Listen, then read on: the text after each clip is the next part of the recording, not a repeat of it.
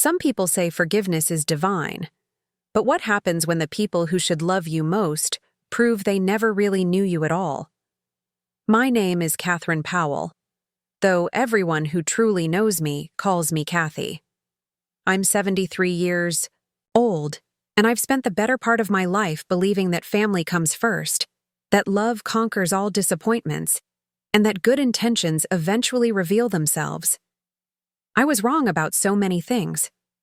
Before we jump back in, tell us where you're tuning in from, and if this story touches you, make sure you're subscribed, because tomorrow I've saved something extra special for you.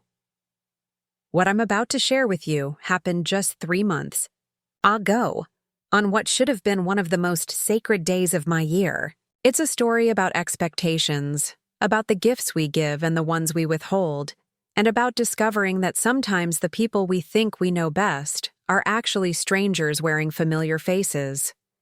Most importantly, it's about the moment I realized that respect isn't inherited. It's earned, even from your own children. The morning light filtered through my kitchen window the way it always did on March 15th, casting long golden shadows across the ceramic tiles that Harold had installed himself 42 years ago. His birthday. Even now, 5 years after losing him, I still woke up on this day with that familiar flutter in my chest, the same anticipation I'd felt for 37 years of marriage. Some traditions, I've learned, outlive the people who created them.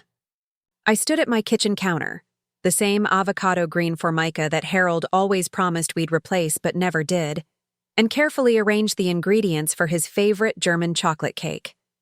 My hands moved with practiced precision, measuring flour and cocoa powder, cracking eggs into the ceramic bowl my mother had given me as a wedding gift. The ritual had become sacred to me, not just the baking, but the remembering that came with it. Harold had been a simple man with simple pleasures. He never wanted elaborate celebrations or expensive gifts. What he treasured most were moments, quiet Sunday mornings with coffee and the newspaper, evening walks around our neighborhood, and most of all, our annual birthday picnic at Riverside Park. It started the year we were too broke to afford dinner, at a restaurant. I'd packed sandwiches and store-bought cookies, worried he'd be disappointed. Instead, he'd looked at me with those warm brown eyes and said, "Kathy, this is perfect. Just you, me, and nowhere else to be." From that day forward, no matter what else was happening in our lives, job changes, money troubles, the chaos of raising 3 children, March 15th meant Riverside Park.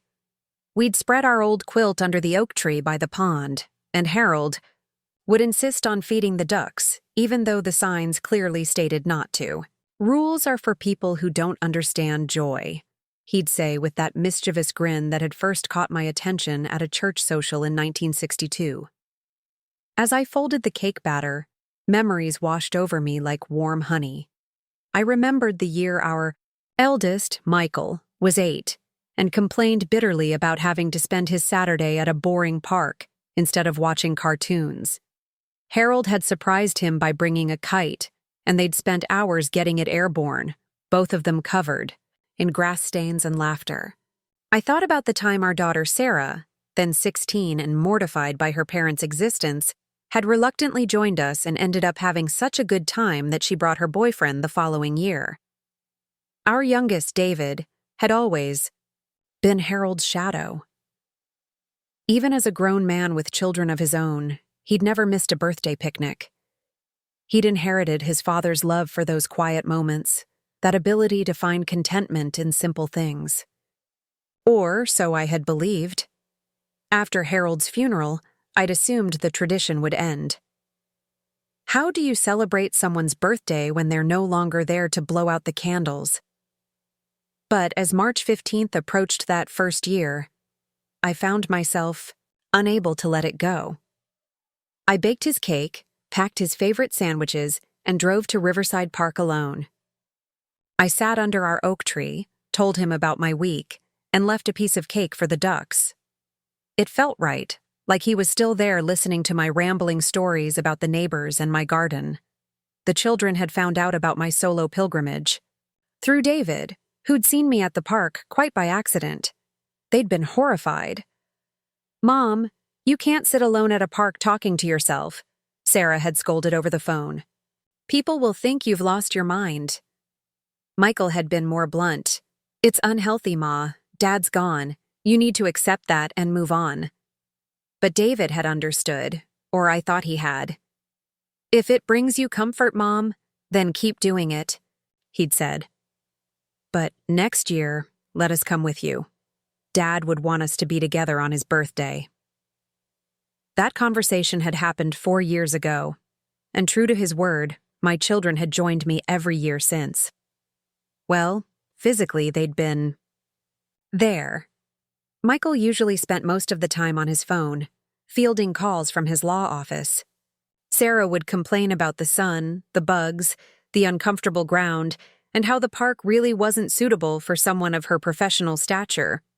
But they came, and I convinced myself that their presence, however reluctant, was enough. David was different. He'd sit with me under the oak tree, help me spread the quilt, and even brought his own children the last 2 years. His wife, Jennifer, would pack additional snacks and actually seemed to enjoy the tradition. I'd begun to hope that perhaps Harold's spirit lived on in our youngest son, that the values we'd tried to instill had taken root in at least one of our children. This year felt different from the moment I opened my eyes. There was an electricity in the air, a sense that something significant was about to happen. I'd been planning for weeks, preparing not just the usual picnic, but something special, something that would honor Harold's memory in a way I'd never done before. Hidden in my bedroom closet, wrapped in tissue paper and stored in the cedar box that had belonged to my grandmother, was Harold's gift. Not something I'd bought for him. That would have been pointless and more than a little strange. This was something I'd been saving, something precious that I'd kept close to my heart for 5 long years, waiting for the right moment to share it with our children. The envelope was thick, cream-colored, and sealed with wax the way Harold had always sealed important documents. Inside were papers that would change my children's lives, documents that represented Harold's final gift to the family he'd worked so hard to provide for. It was his last love letter to us, his way of ensuring that even in death, he could still take care of the people who mattered most to him. I'd debated for months about when and how to share it. Harold's birthday seemed perfect, a celebration of his life and his continuing love for us. I imagined their faces when they realized what he'd left for them, the way their eyes would light up with surprise and gratitude. I pictured us sitting together under the oak tree, reading his words aloud, feeling his presence in a way we hadn't since the funeral. As I slid the cake into the oven, I allowed myself to imagine their reactions. Michael would probably cry, though he'd try to hide it behind his lawyer's stoicism. Sarah would be speechless for once, too moved to complain about anything. And David, sweet David, who'd inherited so much of his father's heart, would understand immediately how much thought Harold had put into this final gesture. The kitchen filled with the rich aroma of chocolate and coconut, and I felt Harold's presence so strongly, it was as if he were standing behind me, his hands on my shoulders the way he used to when I cooked. "They're going to love it, Kathy." I could almost hear him whisper. "This is exactly what they need." I spent the rest of the morning preparing everything else with the same meticulous care I'd always brought to Harold's birthday celebrations. I made his favorite egg salad sandwiches, cutting off the crusts the way he liked them. I prepared fresh fruit salad with extra strawberries because he'd always said they reminded him of summer kisses. I packed the thermos with sweet tea, his preferred beverage for outdoor occasions, and wrapped everything in the wicker basket we'd received as a wedding gift. The quilt came next, the same patchwork creation my mother had made for us during our first year of marriage. It had seen countless picnics, served as a fort for the children during their imaginative games, and provided comfort during difficult times. Some of the squares were faded now, and there was a small stain from where Michael had spilled grape juice during a family camping trip 20 years ago. Preparing and narrating this story took us a lot of time, so if you are enjoying it, subscribe to our channel. It means a lot to us. Now back to the story. But it was ours, part of our family's story, and it belonged at Harold's birthday celebration. As I folded the quilt carefully into the basket, I thought about legacy and what we leave behind when we're gone. Harold had been a good man, not perfect, but genuinely kind, hardworking, and devoted to his family.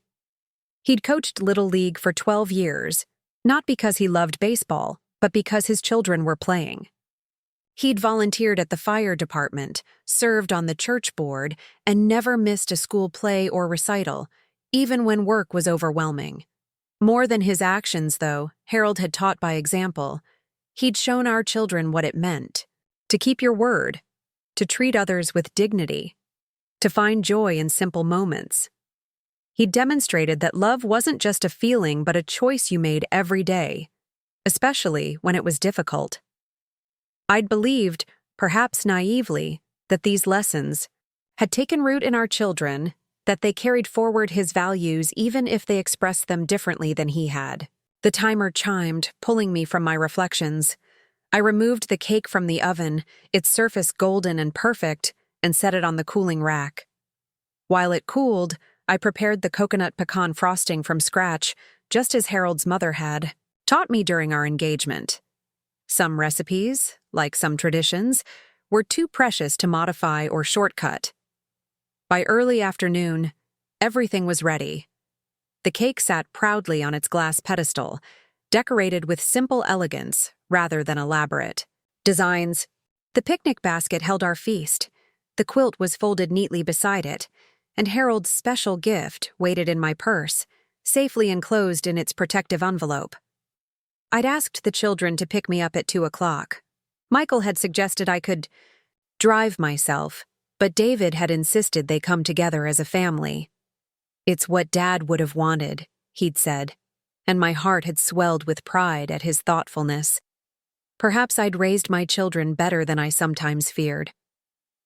I changed into the dress Harold had always loved, a soft blue cotton with tiny white flowers that he'd said brought out my eyes.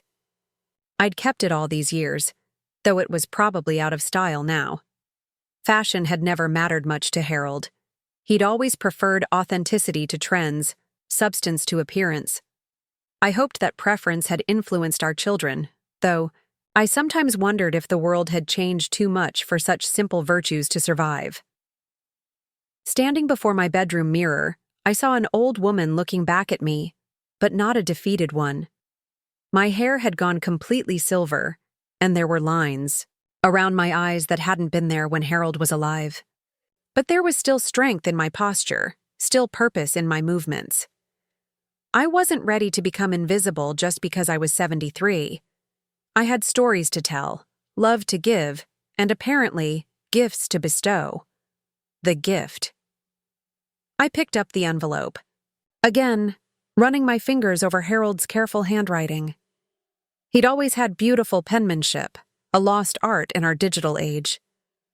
The weight of the envelope reminded me of its importance, of the careful planning that had gone into its contents. Harold had spent months working on this, consulting with lawyers and financial advisors, making sure every detail was perfect. He'd told me about it during his final weeks, when the cancer had made it clear that our time together was ending. "I want to take care of you and the kids even after I'm gone," he'd said, his voice weak but determined. "This will ensure that everyone I love is provided for." He'd made me promise to wait for the right moment to share it, to choose a time when the family was together and could appreciate not just the gift, but the love behind it. 5 years had felt like long enough to wait. The children were established, in their lives now, old enough to understand and appreciate their father's foresight. Michael's law practice was successful but demanded long hours and created stress. Sarah's real estate career was thriving, but she'd mentioned recently how expensive private school was becoming for her twins. David was doing well as a teacher, but teachers' salaries didn't stretch far, especially with 3 children and a mortgage.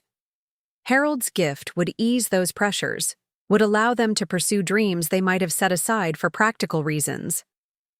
More than the financial impact, though, it would show them how much their father had loved them, how he'd continued to think about their welfare even as his own health declined. At exactly 2 o'clock, I heard cars pulling into my driveway.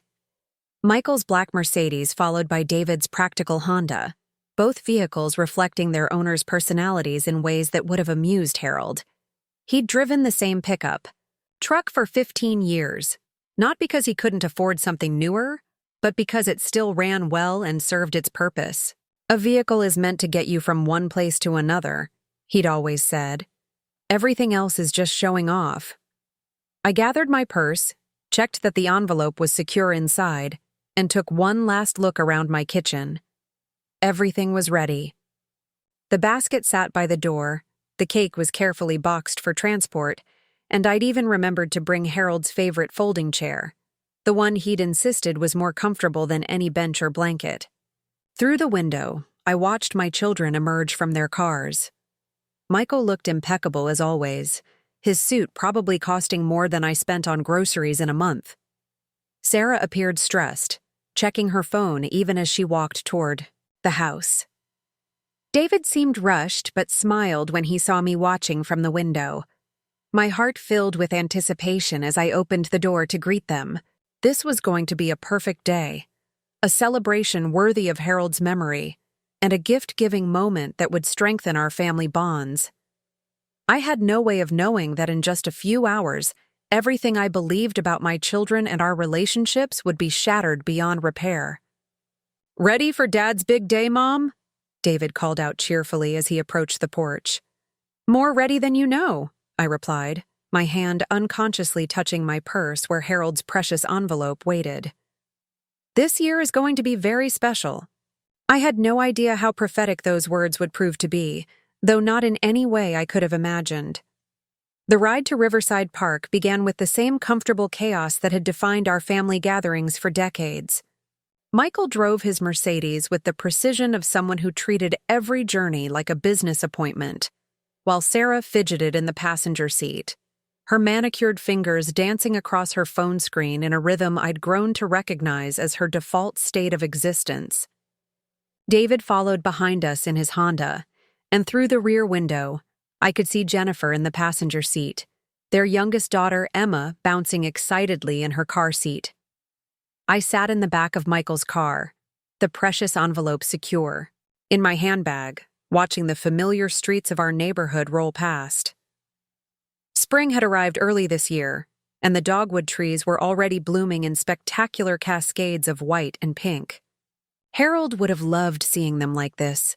He'd always said that March in Virginia was God's way of reminding us that beauty could emerge from the harshest winters. "Traffic's lighter than I expected," Michael commented, his eyes focused, on the road ahead. His voice carried that particular tone he used when he was mentally somewhere else, probably reviewing case files or preparing for Monday morning meetings. Success in his law firm had come at a cost I wasn't sure he fully understood yet. When had my son become someone who viewed a family tradition as another item to check off his schedule? Sarah finally looked up from her phone long enough to glance at her watch. "Good, because I have a showing at 4:30. The Hendersons are flying in from Atlanta specifically to see the Riverside Manor property, and this could be a huge commission."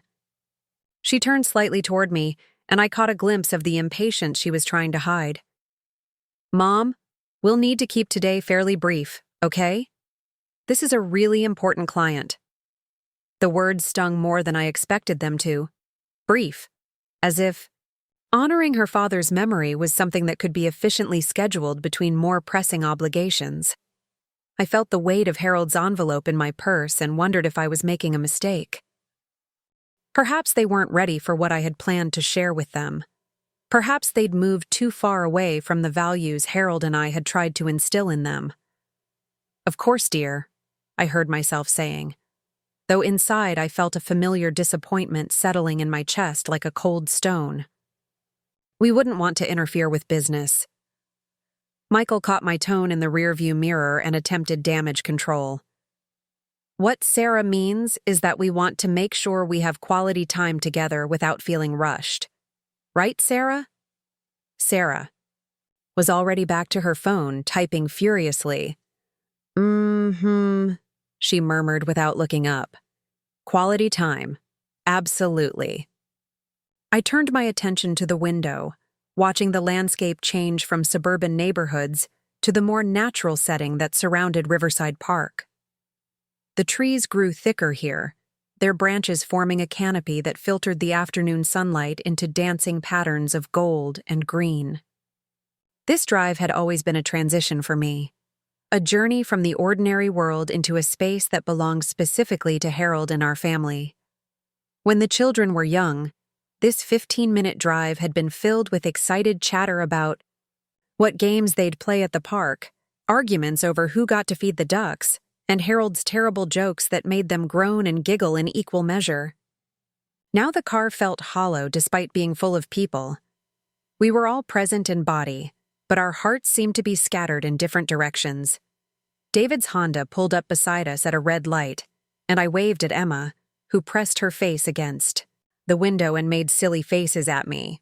At least the grandchildren still understood how to be present in a moment. Emma was 6 now, old enough to appreciate the park, but young enough to find wonder in simple things like feeding ducks and collecting interesting rocks. She reminded me of David at that age, full of curiosity and joy. "How long do you think we'll stay?"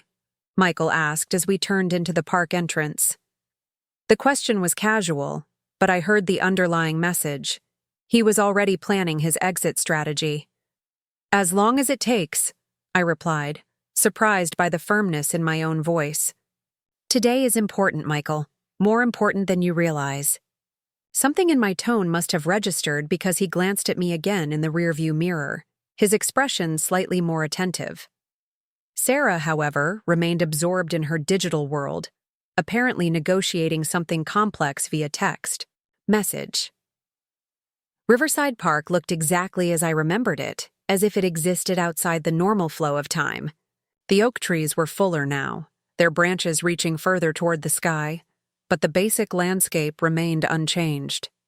The pond still reflected the afternoon light like scattered diamonds, and the ducks still congregated near the walking path, hopeful for visitors with breadcrumbs or crackers. Our traditional spot was available, as it almost always was. The massive oak tree that Harold had claimed as ours stood majestically near the pond's edge, its roots creating natural, seating areas that we'd used for decades.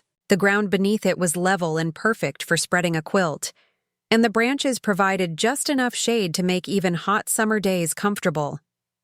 David's family arrived just as we were unloading Michael's trunk. Jennifer immediately began, helping with the picnic supplies, her movements efficient and cheerful. She'd married into our family 12 years ago, and I'd grown to love her practical kindness and genuine warmth. She understood the importance of family traditions in ways that sometimes eluded my own children. "Mrs. Powell, I brought some homemade cookies," Jennifer said, producing a covered container from their car. "Emma helped me make them yesterday. She insisted on using the heart-shaped cookie cutters because she said Grandpa Harold would have liked hearts." The gesture touched me deeply. Jennifer hadn't known Harold well. They'd only been married for a few years before his death. But she'd made an effort to understand what he would have appreciated. It was more consideration than I'd seen from my own children in months. "That's beautiful, dear," I managed, my voice slightly thick with emotion. Harold always said that food made with love tastes better than anything you can buy in a store. Emma bounded over to me with the energy that only 6-year-olds possess. "Grandma Kathy, can we feed the ducks today? Mama packed special duck food, not bread, because bread isn't good for them. Did you know that bread can make ducks sick?" Her enthusiasm was infectious, and I felt my earlier disappointment beginning to lift. At least someone in the family was excited about being here. "I didn't know that, sweetheart. You're very smart to think about what's healthy for the ducks." "Daddy taught me that," Emma said proudly, slipping her small hand into mine. "He knows lots of things about animals and nature." David had indeed inherited Harold's love of learning and his respect for the natural world. Perhaps more of his father lived on in him than I'd dared to hope. As we walked toward our traditional spot, Emma chattering about everything she saw, I felt my optimism returning. The process of setting up our picnic area had its own rhythm, developed over years of practice. Jennifer and I spread the quilt while the men carried the heavier items from the cars. Sarah continued her phone conversation, pacing near the parking area with the focused intensity of someone closing a major deal. Her absence from the setup process felt deliberate, as if participating in family traditions was beneath her professional dignity. Emma helped me unpack the food, her eyes widening when she saw Harold's birthday cake. "It's so pretty, Grandma. Did you make it yourself?" "I did, sweetheart. It was your Grandpa Harold's favorite kind. German chocolate with coconut frosting." "Can we sing happy birthday to him?" Emma asked with the innocent directness that children possess, "even though he's in heaven?" The question caught me, off guard, but in the most wonderful way. Here was a 6-year-old who understood something that the adults seemed to have forgotten, that love doesn't end with death, that celebrations can honor memory as much as presence. "I think that's a beautiful idea," I replied, my voice steady despite the emotion I felt. "I think Grandpa Harold would love that very much." David overheard our conversation as he arranged the folding chairs. "That's a great suggestion, Emma. We should definitely sing to Grandpa." Michael had finished unloading his contributions to the picnic and was already checking his phone. "How long do you think setup will take?" he asked David quietly, but not quietly enough that I couldn't hear. "I have some calls I need to return before the evening." The casual dismissal of our gathering as merely setup stung. This wasn't preparation for something else. This was the something else. This was the point of our being here together. But I swallowed my hurt and focused on arranging the food, determined not to let anyone's impatience spoil what I'd planned to be a perfect day. Sarah finally ended her phone call and joined us under the oak tree, though she kept her phone in her hand as if expecting it to ring again at any moment. "Sorry about that," she said without really sounding sorry. "The Atlanta clients are very demanding, and this property has been on the market for 8 months. If I can close this deal today, it'll be my biggest commission this quarter." "Business is going well then?"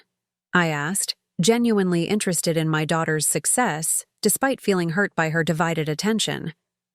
"Incredibly well," Sarah replied, her posture straightening with professional pride. "I'm actually in the running for Agent of the Year at my firm. The recognition would mean everything for my career trajectory." I should have felt proud of her accomplishments, and part of me did. Sarah had always been ambitious and driven, qualities that had served her well in the competitive world of real estate. But listening to her talk about recognition and career trajectories while sitting under the tree where her father used to push her on a tire swing made me wonder when success had become more important to her than connection. "Your father would be proud of how hard you work," I said, meaning it despite my mixed feelings about her priorities. "Would he?" Sarah asked, and for just a moment I heard something vulnerable in her voice. "Sometimes I wonder if he'd understand the choices I've made. He was always so content with simple things." The comment revealed more than she probably intended. There was a part of Sarah that still craved Harold's approval, that questioned whether her pursuit of material success aligned with the values he'd tried to teach her. Maybe there was still time to reach that part of her, to help her. Remember what really mattered. "Your father understood ambition," I said carefully. "He worked very hard to provide for our family, but he also understood that achievements mean nothing without people to share them with." Sarah nodded, but her attention was already drifting back to her phone, which had buzzed with another message. The moment of vulnerability passed as quickly as it had appeared, replaced by her familiar professional armor. Jennifer had been quietly organizing the food while the rest of us talked, and now she clapped her hands together with cheerful authority. "Everything looks wonderful. Should we eat first, or would you like to do the birthday celebration?" The fee? Question hung in the air, and I realized this was my moment. Everything I'd planned, everything I'd hoped for, would begin with my answer. I reached into my purse and felt the reassuring weight of Harold's envelope, the final gift that would show my children how much their father had continued to love them even after death. Actually, I said, my voice carrying a new strength, there's something special I want to share with all of you first, something your father left specifically for this day. Michael's phone disappeared into his pocket with unusual speed. Sarah looked up from her screen, her eyebrows raised with curiosity. David moved closer, and Jennifer gathered the younger children around us. Even Emma seemed to sense that something important was about to happen. I pulled the envelope from my purse, its cream-colored paper catching the dappled sunlight that filtered through the oak leaves. Harold's careful handwriting was clearly visible on the front, and I traced the words with my finger before speaking. Your father spent months preparing this before he died, I began, my voice steady but full of emotion. He wanted me to wait, for the right moment, when we were all together and could appreciate not just what he left us, but the love behind it. The family gathered closer, their earlier distractions forgotten in the face of this unexpected revelation. For the first time all day, I had their complete attention. Michael sat forward in his chair. Sarah tucked her phone away entirely, and David moved to sit beside me on the quilt. He told me that this day would come when you were ready to receive his final gift, I continued, holding the envelope carefully, in both hands. He said it would ensure that everyone he loved would be taken care of, that his death wouldn't be the end of his ability to provide for his family. The silence that followed was profound, broken only by the gentle lapping of water against the pond's edge and the distant laughter of other families enjoying the park. My children's faces reflected a mixture of anticipation, curiosity, and something that might have been the beginning of understanding. "What is it, Mom?" David asked softly, his voice filled with the same gentle patience that had always reminded me of his father. "It's everything," I replied, beginning to unseal the envelope with hands that trembled slightly with emotion. "It's his love letter to us, his promise that even death couldn't break his commitment to taking care of his family." As I worked to open the envelope, I felt Harold's presence so strongly, it was as if he were sitting beside me under our oak tree, watching his final surprise unfold. This was going to be perfect, I thought. This was going to bring us together, in ways we hadn't been since his funeral. This was going to show my children what really mattered in life. I had no way of knowing that in less than an hour, I would be sitting alone under this same tree, the unopened envelope still in my hands, wondering how I had raised children who could walk away from their mother without a second thought. The perfect day I'd imagined was about to become the most painful awakening of my 73 years of life. But in that moment, surrounded by my family under Harold's oak tree, I still believed in the power of love to overcome any obstacle. I still believed that family meant something sacred and unbreakable. I still believed that the children I'd raised with such care and devotion would never abandon me when I needed them most. I was about to learn how wrong a mother could be about her own children. The envelope opened with a soft whisper of paper, and I carefully withdrew the documents inside. Harold's handwriting covered the first page, addressed to "My beloved family," in the formal script he'd always used for important occasions. But before I could begin reading his words aloud, Sarah's phone rang with a sharp, insistent tone that cut through the peaceful afternoon air. She glanced at the screen and her entire demeanor changed, tension replacing the relaxed attention she'd shown just moments before. "I'm so sorry," she said, already rising from her position on the quilt. "This is the Atlanta client. I absolutely have to take this call." "Sarah, can't it wait just a few minutes?" I asked, still holding Harold's letter in my hands. "This is important. Your father—" "Mom, this could be a 6-figure commission," Sarah interrupted, her phone still ringing insistently. Dad would understand. He was always practical about money. She was already walking away from our gathering, pressing the phone to her ear. "Hello, Mr. Henderson?" "Yes, I've been waiting for your call." Her voice faded as she moved toward the parking area, leaving the rest of us in an uncomfortable silence. Michael shifted in his chair, and I could see him fighting the urge to check his own phone. David looked genuinely disappointed by his sister's departure, but he tried to salvage the moment. "Why don't you go ahead and read it, Mom?" he suggested gently. "Sarah can catch up when she's finished with her call." I looked down at Harold's letter, the words slightly blurred by the tears I was trying not to shed. The moment felt broken now, incomplete without all three of my children present to hear their father's final message. But David was right. We shouldn't let Sarah's absence ruin what Harold had planned. "Your father wrote this 2 weeks before he died," I began, my voice finding strength as I spoke.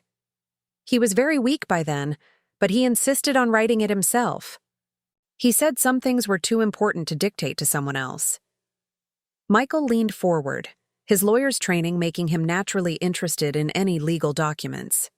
Jennifer kept the children quiet with remarkable skill, somehow managing to make the moment feel both solemn and comfortable. "My beloved family," I read, Harold's familiar words bringing his voice back to life in my mind. "If Kathy is reading this to you, it means I'm gone, but it also means the time has come for you to receive my final gift. I've spent months working with lawyers and financial advisors to make sure everything is perfect, that every detail reflects how much I love each of you." The words seemed to hang in the spring air, and I could see their impact on my listeners. Michael's professional composure softened, and David moved even closer, as if proximity to the letter could bring him closer to his father's memory. "I know that money can't replace a father's presence, can't fill the hole that death leaves in a family. But I also know that financial security can provide freedom to pursue dreams, to take risks, to choose love over necessity. That's what I want to give you." "Dad was always so thoughtful about everything," David murmured, his voice thick with emotion. "Even dying, he was still trying to take care of us." I continued reading, Harold's words painting a picture of careful planning and boundless love. He'd established trust funds for each grandchild's education, ensured that I would be financially secure for the rest of my life, and set aside substantial inheritances for each of our children. But more than the money, the letter revealed the depth of his understanding of each family member's needs and dreams.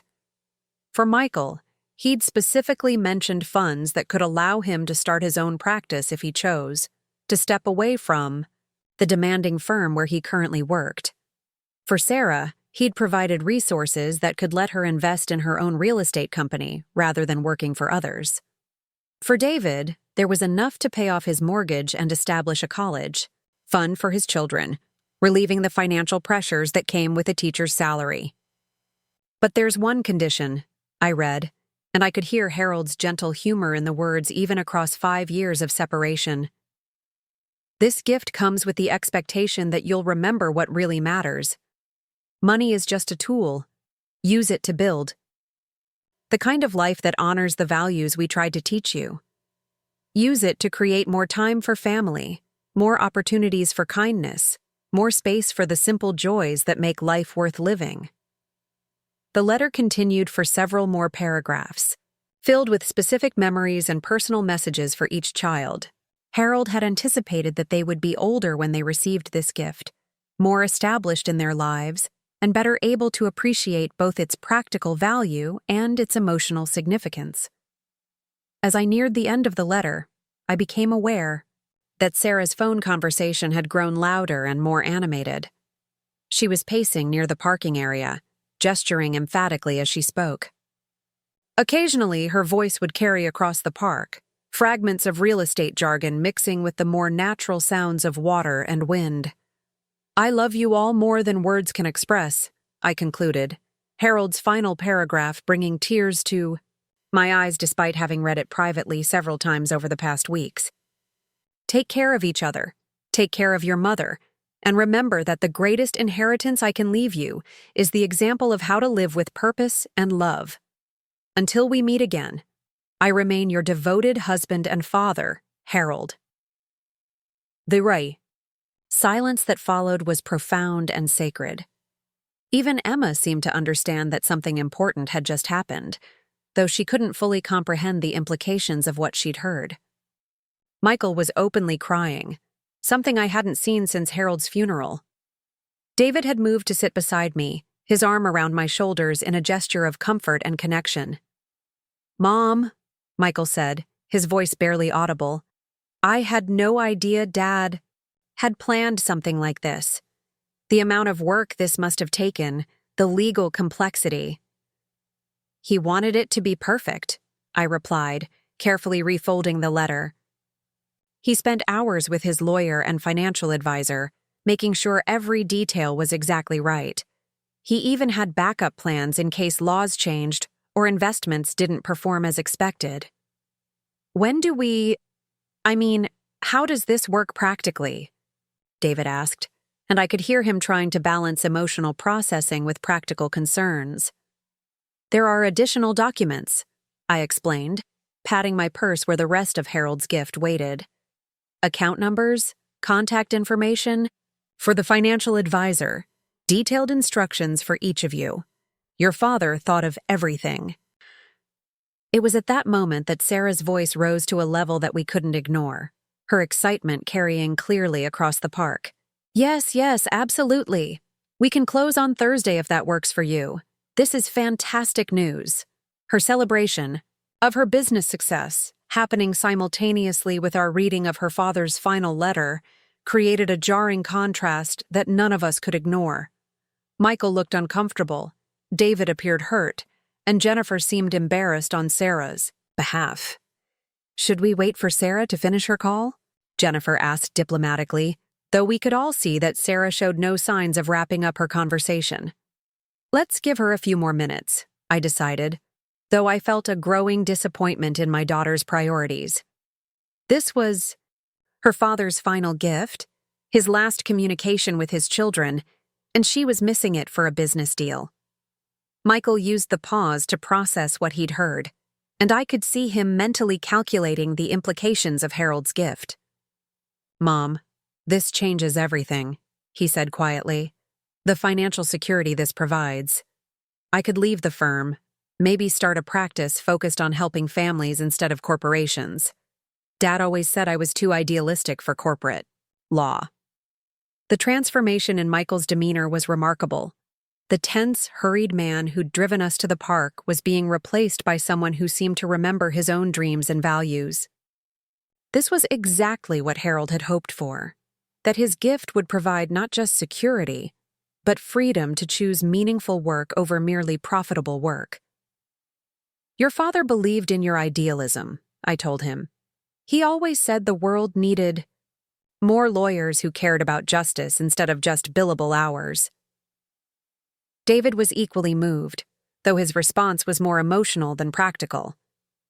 "I can't believe he was still looking out for us even after he was gone," he said, his voice breaking slightly.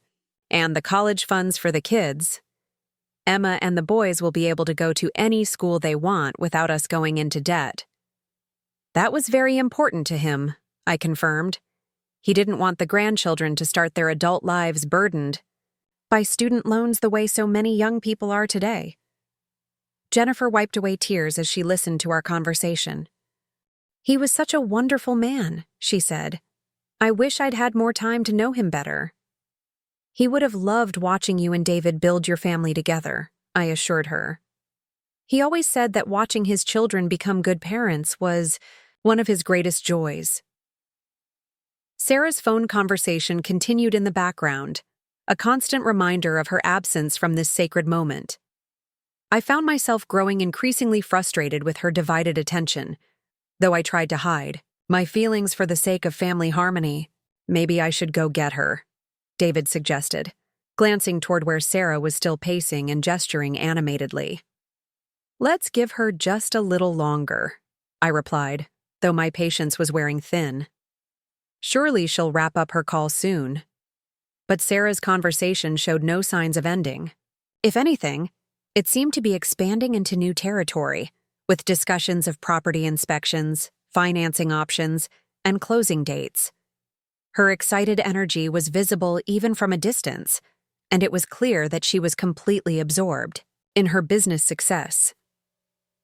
Michael looked at his watch and shifted uncomfortably in his chair. "Mom, I hate to bring this up, but I do have a conference call scheduled for 5 o'clock. It's with clients in California, so I can't really reschedule." The comment hit me like a physical blow. Here we were, sharing Harold's final gift with our family, processing the profound implications of his love and foresight, and Michael was worried about a conference call. How had I raised children who could prioritize business over their father's last message to them? "How long do you think Sarah's call will last?" Michael continued, apparently unaware of how his question affected me. "Maybe we should just proceed without her and fill her in later." "Fill her in later?" I repeated, my voice sharper than I'd intended. "This is your father's final gift to his family. This isn't something you summarize in a text message or explain over dinner. This is meant to be shared together, as a family." Michael looked genuinely surprised by my reaction. "Of course, Mom. I didn't mean to minimize it, I just thought—" "You thought it could be squeezed in between more important obligations," I finished, my disappointment finally breaking through my attempts at diplomacy. Just like Sarah thought she could take a business call in the middle of our family gathering. The tension that had been building all afternoon finally erupted into the open. David tried to mediate. Jennifer looked uncomfortable, and the children sensed the adult conflict even if they didn't understand its source. "Mom, that's not fair," Michael protested. "We're all here. We're all participating. But we also have responsibilities." "Responsibilities," I repeated, the word tasting bitter in my mouth. "What about your responsibility to honor your father's memory? What about your responsibility to be present for your family?" The argument that followed was painful and revealing, bringing to the surface years of accumulated hurt and misunderstanding. Michael insisted that he was honoring Harold's memory by being successful and financially responsible. I argued that success without presence was meaningless, that Harold would have been heartbroken to see his children treating family time as an inconvenience to be managed around more important obligations. Sarah's phone conversation continued throughout our argument, her oblivious celebration of her business success providing a soundtrack to our family conflict. The contrast was almost surreal, her joy over a real estate commission happening simultaneously, with our argument about family priorities and our reading of Harold's final letter. "Maybe we should continue this another time," David suggested quietly, trying to restore peace to our gathering. "When everyone can be fully present." "Another time?" I asked, my voice filled with disbelief. "Your father has been dead for 5 years, David. I've been waiting 5 years for the right moment to share his final gift with you. How many more years should I wait for my children to make time for their family?" The words hung in the air like an accusation, and I could see their impact on both Michael and David. They looked genuinely stricken, as if they were suddenly seeing our gathering through my eyes and understanding how their behavior had affected me. But before either of them could respond, Sarah's voice rose in another peak of excitement. "Absolutely! We can have the paperwork ready by tomorrow morning. This is going to be the biggest deal of my career." Her timing was impeccable in its awfulness.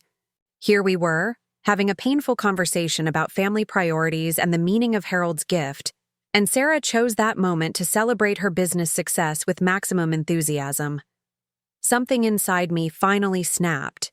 The disappointment, hurt, and frustration that had been building all afternoon reached a breaking point. I stood up from the quilt with a decisive movement that surprised everyone, including myself. "I need a few minutes alone," I announced, my voice steady but filled with unmistakable finality. "To think about what your father would say if he could see how this day has turned out." "Mom, don't," David started, but I was already walking. Away from our picnic area, Harold's precious envelope clutched tightly in my hands. I walked toward the pond, needing distance from the conflict and clarity about what to do next. The ducks were swimming lazily in the afternoon sunlight, completely oblivious to the human drama unfolding nearby. I envied their simplicity, their ability to exist in the moment without the complications of disappointment and unmet expectations. Behind me, I could hear Michael and David talking in urgent, hushed tones. Jennifer was trying to keep the children entertained and distracted from the adult tension, and Sarah's voice continued its celebratory monologue, apparently having no idea that anything was wrong. As I stood by the water's edge, Harold's envelope in my hands, I made a decision that would change everything. If my children couldn't appreciate the gift their father had prepared for them, if they couldn't make time to honor his memory and be present for their family, then perhaps they weren't ready to receive what he'd left them. The envelope felt heavier than ever as I tucked it back into my purse. Harold's final gift would have to wait for a family that was worthy of it, and I was beginning to suspect that might not be the family I'd raised. When I returned to our picnic area a few minutes later, my face must have revealed my decision because David immediately stood up with concern written across his features. "Mom, are you okay? We've been talking," and Michael canceled his conference call. "We want to finish reading Dad's letter together." I looked at Michael, who nodded earnestly. "It's true, Mom. I called my office and rescheduled everything. This is more important." For a moment, I felt hope returning. Perhaps the argument had served a purpose, had reminded them of what really mattered. Perhaps we could still salvage this day and Harold's carefully planned surprise. But then Sarah's voice cut through the afternoon air once again, louder and more excited than before. "Yes, I can absolutely meet you at the property in an hour. This is perfect timing." She was already gathering her things, clearly preparing to leave. The sight of her packing up while her father's letter lay unfinished on our picnic quilt was more than I could bear. "Sarah," I called out, my voice carrying across the park with an authority that made her pause mid-stride. She turned toward me, phone still pressed to her ear, her expression impatient. "Just a minute, Mom. I'm almost finished here." "No," I said, walking toward her with determined steps. "You're finished now. Either you end that call and come back to your family, or you leave, but you don't get to do both." The ultimatum surprised everyone, including myself, but I meant every word. I was done watching my daughter treat her father's memory and her family's time as secondary to her business interests. Sarah stared at me for a long moment, clearly torn between her business opportunity and the unusual firmness in my voice. She said something into her phone, then lowered it slightly. "Mom, this is really important. Can't we just what?" I interrupted. "Can't we just let you leave in the middle of your father's birthday celebration to chase another commission?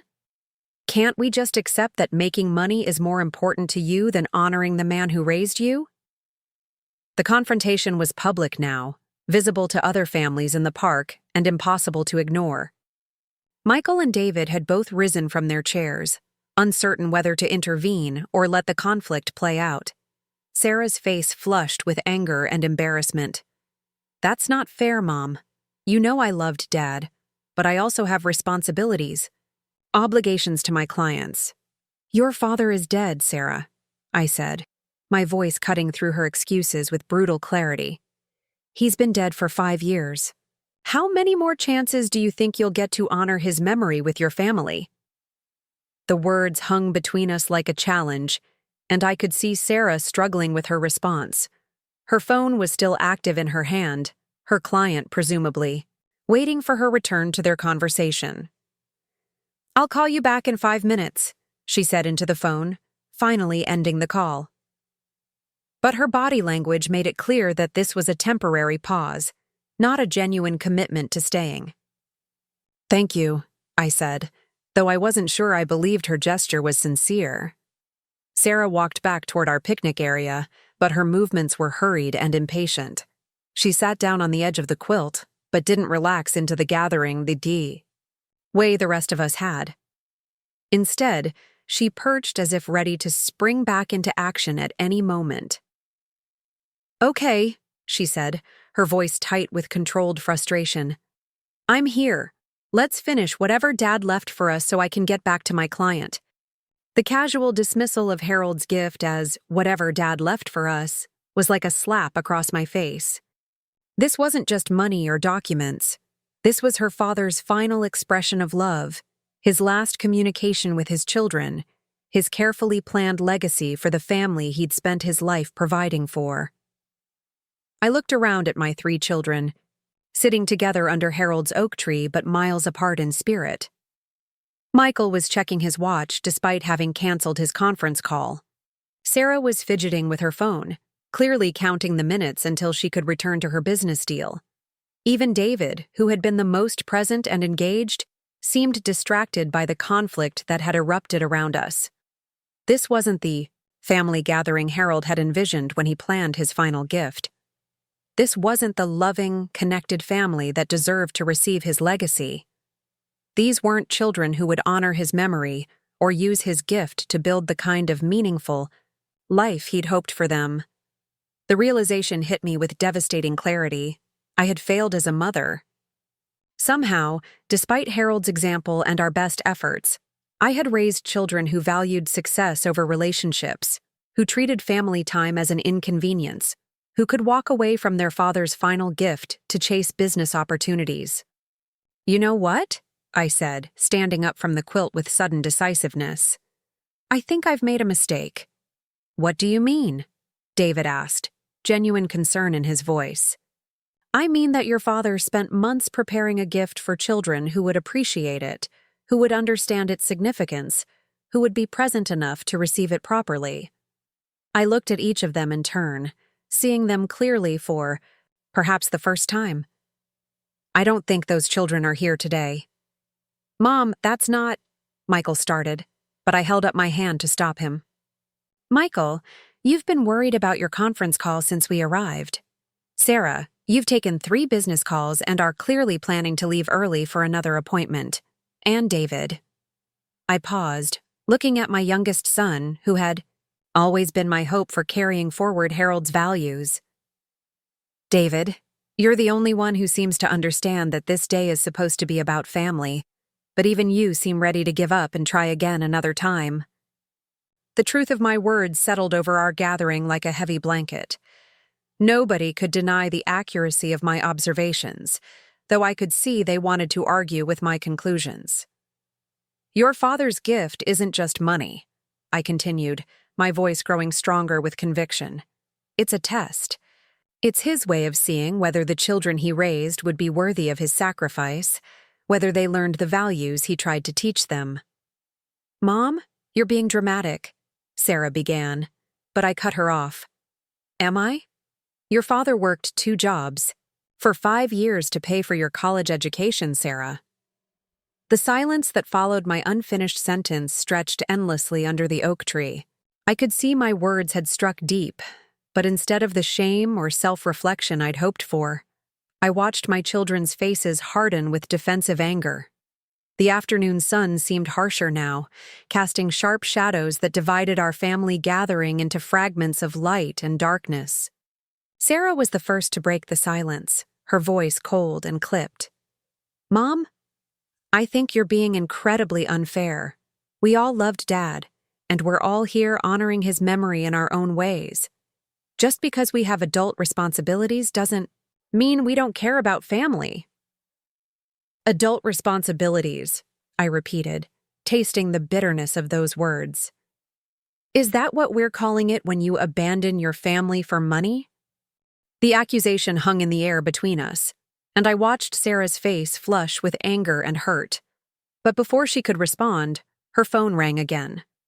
The sharp electronic sound cut through our emotional standoff like a knife, and for a moment, we all stared at the device in her hand. Sarah looked down at the screen, then back at me, then at the phone again. I could see the internal struggle playing out across her features. Her client was calling back, probably wondering why they're important. Conversation had been interrupted. The biggest commission of her career was waiting, requiring only that she prioritize business over whatever family drama was unfolding at a park. "I have to take this," she said finally, her voice barely above a whisper. "No," I replied, my voice steady and final. "You don't."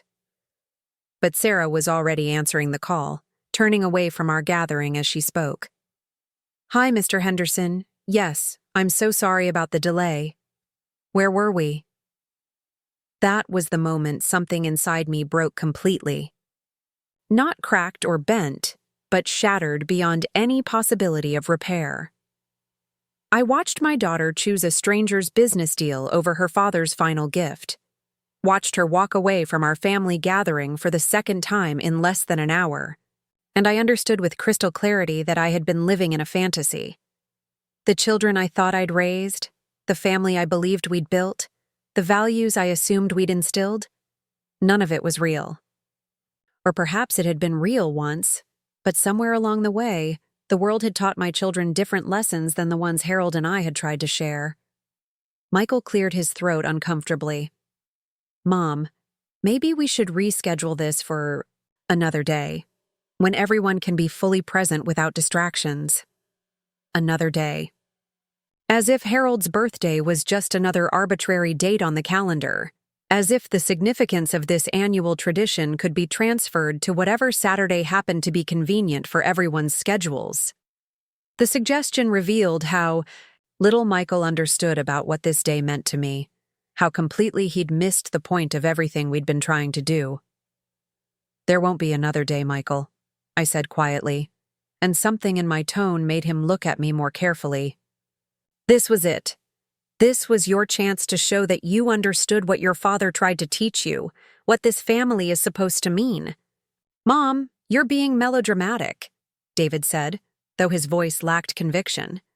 "We're all here. We all care. Can't we just work through this?" Work through this, as if the fundamental failure of character I was witnessing could be resolved, with better communication or adjusted schedules. As if the problem was logistics rather than priorities, misunderstanding rather than moral bankruptcy. I looked at David, my youngest son, who had always been my greatest hope for carrying forward Harold's legacy.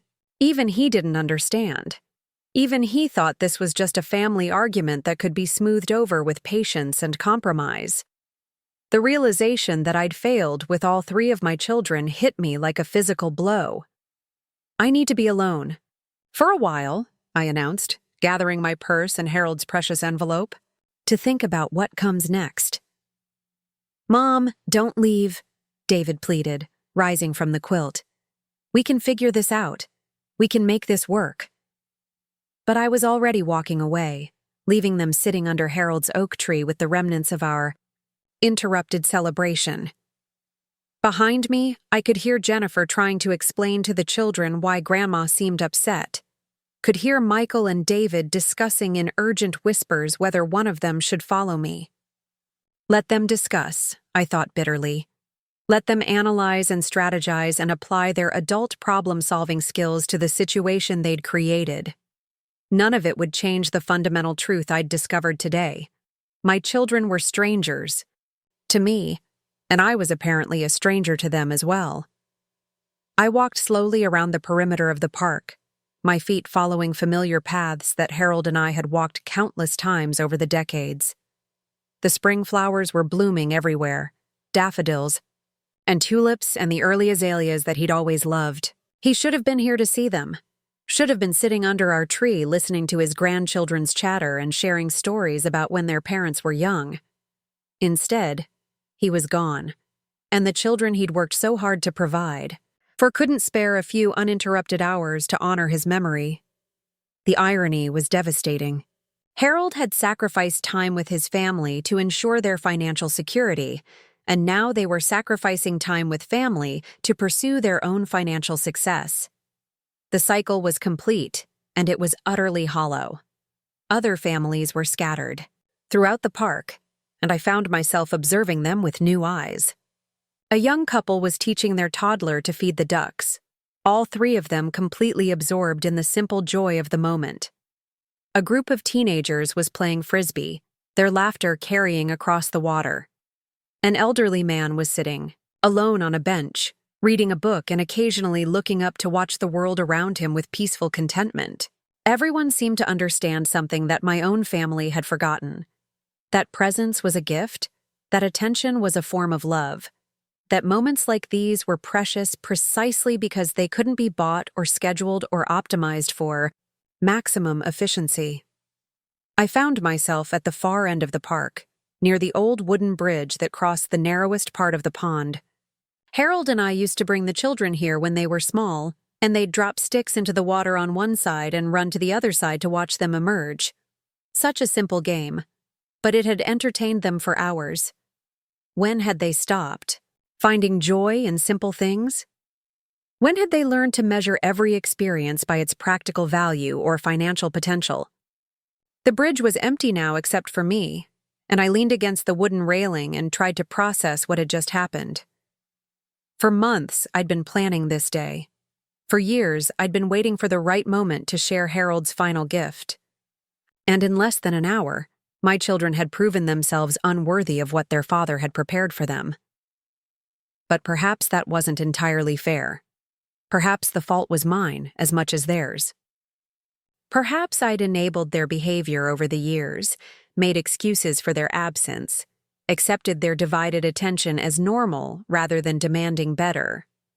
Perhaps I'd failed to model the kind of boundaries that would have taught them to prioritize family relationships over professional obligations. Harold would have handled this differently, I realized. He wouldn't have tolerated Sarah taking business calls during family time, wouldn't have accepted Michael's constant preoccupation with work, wouldn't have let any of us treat family gatherings as inconveniences to be endured. He'd been the one who enforced family dinners, who insisted on technology-free zones during important conversations, who made it clear that some things were sacred and not subject to negotiation. After his death, I'd been so afraid of losing my children entirely that I'd accepted whatever scraps of attention they were willing to give me. I'd convinced myself that any time together was better than no time at all, that I should be grateful for their presence even when they were mentally and emotionally elsewhere. Standing on that bridge, watching the water flow steadily toward some distant destination, I understood that my accommodation had been a mistake. By accepting less than what I deserved, I'd taught my children that less was all they needed to give. By tolerating their disrespect, I'd enabled it to continue and grow worse over time. The sound of footsteps on the wooden planks behind me interrupted my thoughts. I turned to see David approaching, his face creased with concern and something that might have been genuine regret. "Mom?" he said softly, stopping a few feet away from me. "I came to apologize. You're right about everything. We've been treating this day like just another obligation instead of understanding what it means to you." His words were exactly what I'd hoped to hear earlier, but now they felt too little and too late. The damage had been done, the truth had been revealed. My children might feel momentary guilt about their behavior, but would they actually change? Would they prioritize family over career ambitions tomorrow, next week, next year? "Thank you for saying that, David," I replied, though my voice sounded hollow even to my own ears. "But I'm not sure apologies fix what's been broken here." "What do you mean?" he asked, genuine confusion in his voice. "We can go back, finish reading Dad's letter, have the celebration you planned. Michael canceled his call, and Sarah will finish her business soon." Sarah will finish her business soon. Even in his apology, David was making excuses for his sister, accepting that her business took priority over family time. He didn't understand that the problem wasn't the scheduling conflict, it was the choice itself, the casual assumption that money mattered more than relationships.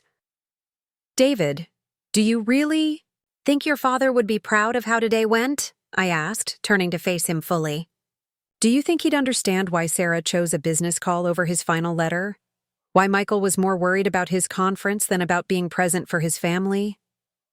David's face crumpled slightly, and I could see him trying to find a way to defend his siblings while acknowledging the truth of my questions. Dad always understood about work responsibilities, he said finally. He worked hard, too, made sacrifices for the family. He worked hard so that you wouldn't have to choose between family and financial security, I corrected. He made sacrifices so that his children could have both.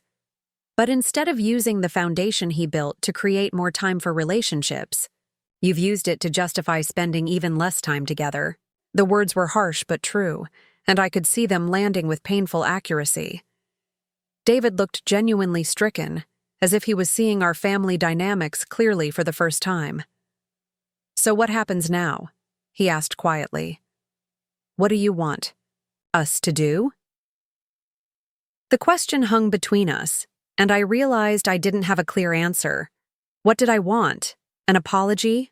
A promise to do better? A commitment to different priorities? All of those things felt insufficient after what I'd witnessed today. "I want to go home," I said finally. "I want to think about what your father would say if he could see what his family has become." "Don't leave angry, Mom," David pleaded. "Let's go back and finish the celebration. Let's make this right." But I was already walking past him, heading back toward the parking area where I could see Michael and Jennifer packing up our picnic supplies. The celebration was over. Had been over from the moment Sarah chose to answer her phone instead of listening to her father's final words. As I approached our traditional spot under the oak tree, I could see the remnants of what should have been a perfect day. Harold's birthday cake sat untouched on its glass pedestal. The picnic basket was half-packed, sandwiches still wrapped and waiting to be eaten. The quilt was rumpled and partially folded, but the corner where I'd been sitting still held the impression of my body. Michael looked up as I approached, his expression a mixture of guilt and frustration. "Mom, David told us what you said about Dad being disappointed in us. That's not fair. We're doing our best to balance everything." "Your best." The phrase that every parent hears when their children want to excuse behavior that falls short of expectations. Michael's best apparently included checking his phone every 5 minutes and worrying about conference calls during family gatherings. Sarah's best meant prioritizing client relationships over her father's memory. Even David's best hadn't been enough to recognize how hurtful their behavior had been until I'd spelled it out for him. "Where's Sarah?" I asked, though I could already hear her voice in the distance, still engaged in animated conversation with her client. "She's finishing up her call," Michael said defensively. "She'll be back in a few minutes, and then we can continue with Dad's letter." Continue with Dad's letter. As if Harold's final communication with his children was a television program that could be paused and resumed at their convenience. As if the sacred moment we'd been building could be reconstructed after being shattered by their casual disregard. "No," I said quietly, reaching into my purse and withdrawing Harold's envelope. "We won't be continuing with your father's letter." Both Michael and David looked alarmed by my tone and the finality in my voice. Jennifer had stopped packing and was watching our interaction with growing concern. "Mom, what are you saying?" David asked, stepping closer to me. "I'm saying that your father spent months preparing a gift for children who would appreciate it, who would understand its significance, who would be present enough to receive it properly." I held the envelope carefully in both hands, feeling its weight and importance. "You've proven today that you're not those children." "That's not true," Michael protested, his lawyer's training making him instinctively argue against any conclusion. That didn't favor his position. "We appreciate Dad's thoughtfulness. We understand how much this means to you. We just have other responsibilities." "Other responsibilities," I interrupted, my voice growing stronger with conviction. "More important responsibilities than honoring your father's memory. More urgent responsibilities than spending uninterrupted time with your 73-year-old mother. More valuable responsibilities than receiving the final gift from the man who sacrificed everything to give you opportunities." The accuracy of my words silenced Michael's protests. He couldn't argue with the fundamental truth of what I was saying, couldn't deny that their behavior had revealed their priorities with devastating clarity. Jennifer cleared her throat softly. "Mrs. Powell, maybe we could all take a step back. And—" "No, dear," I said gently, not wanting my disappointment in my children to affect my relationship with her. "This isn't something that can be fixed with better communication or second chances. This is about character, about values, about what kind of people my children have chosen to become."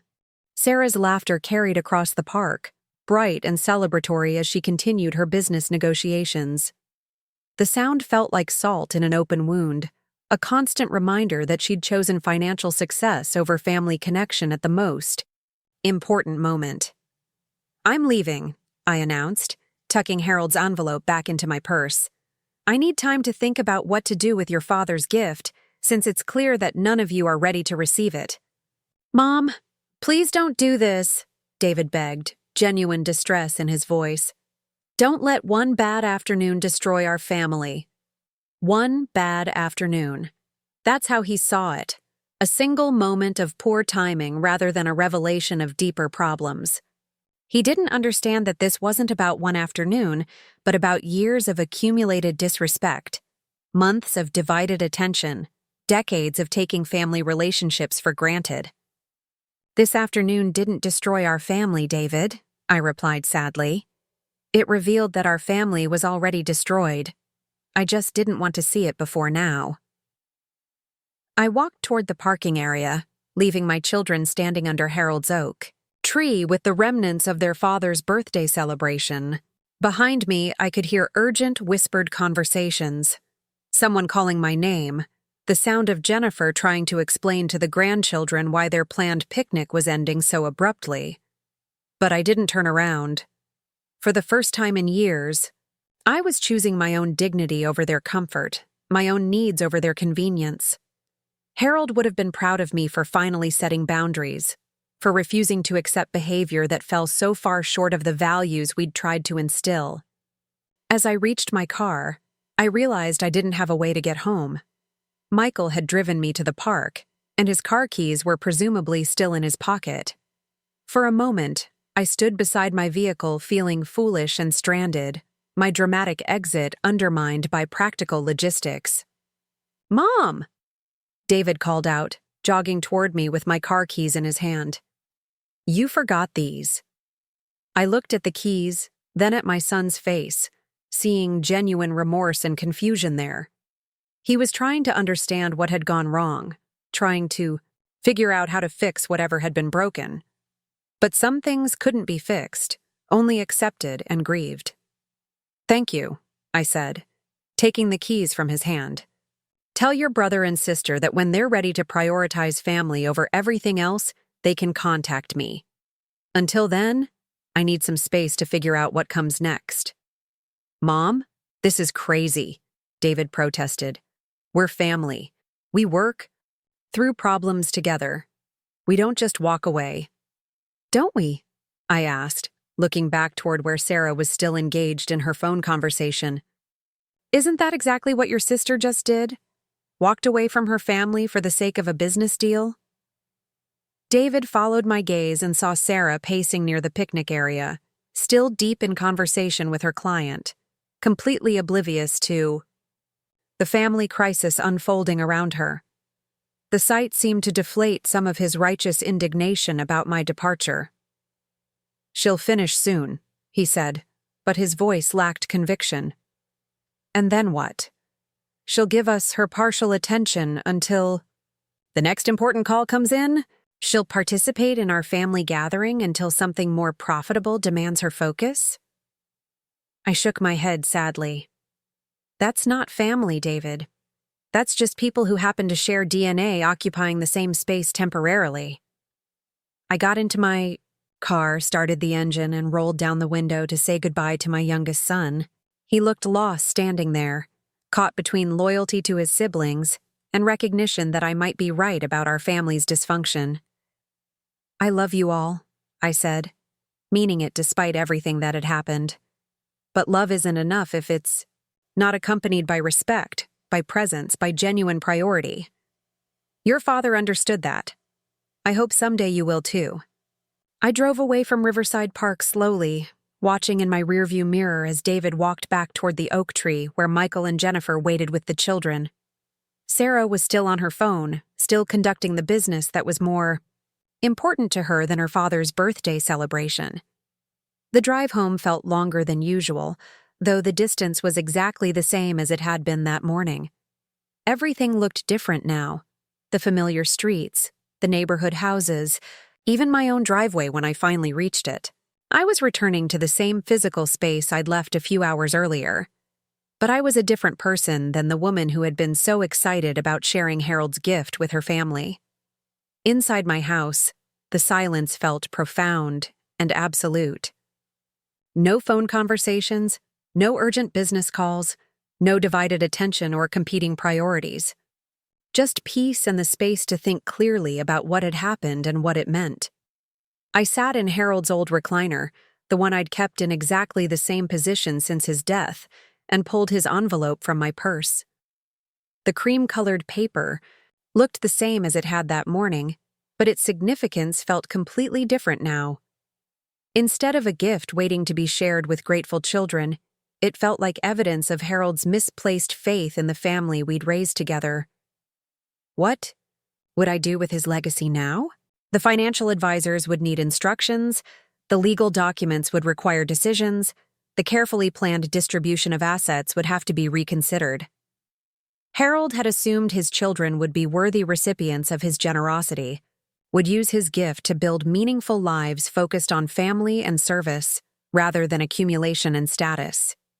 He'd been wrong about that, just as I'd been wrong about the people our children had become. But unlike Harold, I was still alive, to correct the mistake, still able to ensure that his sacrifice went to people who would truly appreciate and honor it.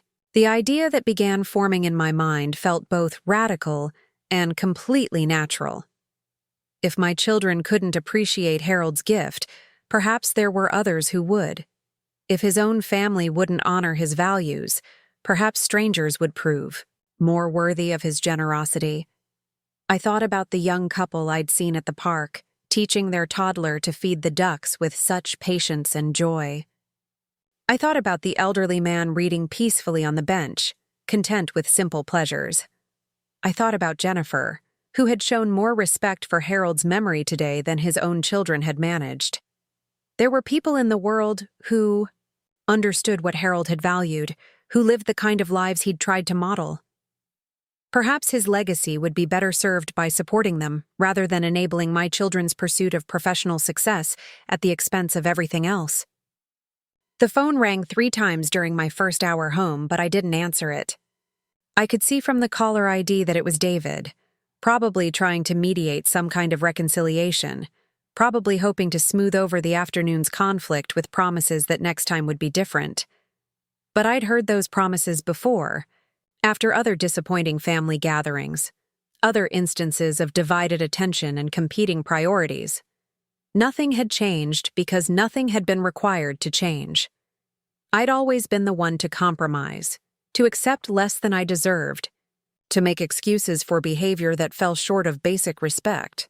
Not anymore. Harold's gift had shown me what I needed to know about my children's character, and their behavior today had revealed the depth of my failure as a mother. I'd raised children who could walk away from their father's final message to chase business, opportunities, who could treat family time as an inconvenience to be minimized and managed. The realization was painful beyond description, but it was also liberating. For the first time in years, I could see my situation clearly, without the filter of maternal hope and denial. My children were adults who had made their choices about what mattered to them, and those choices didn't include prioritizing family relationships. That was their right, but it was also my right to respond accordingly.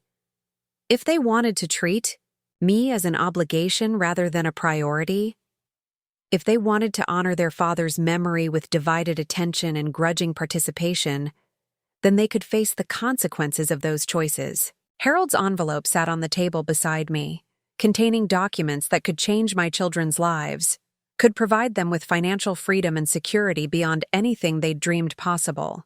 But freedom and security meant nothing if they weren't accompanied by wisdom, gratitude, and genuine appreciation for the sacrifice that had made them possible. Tomorrow, I would begin making phone calls. Not to my children, but to organizations that supported families in need, charities that helped elderly people maintain their independence, foundations that provided educational opportunities for children whose parents couldn't afford them.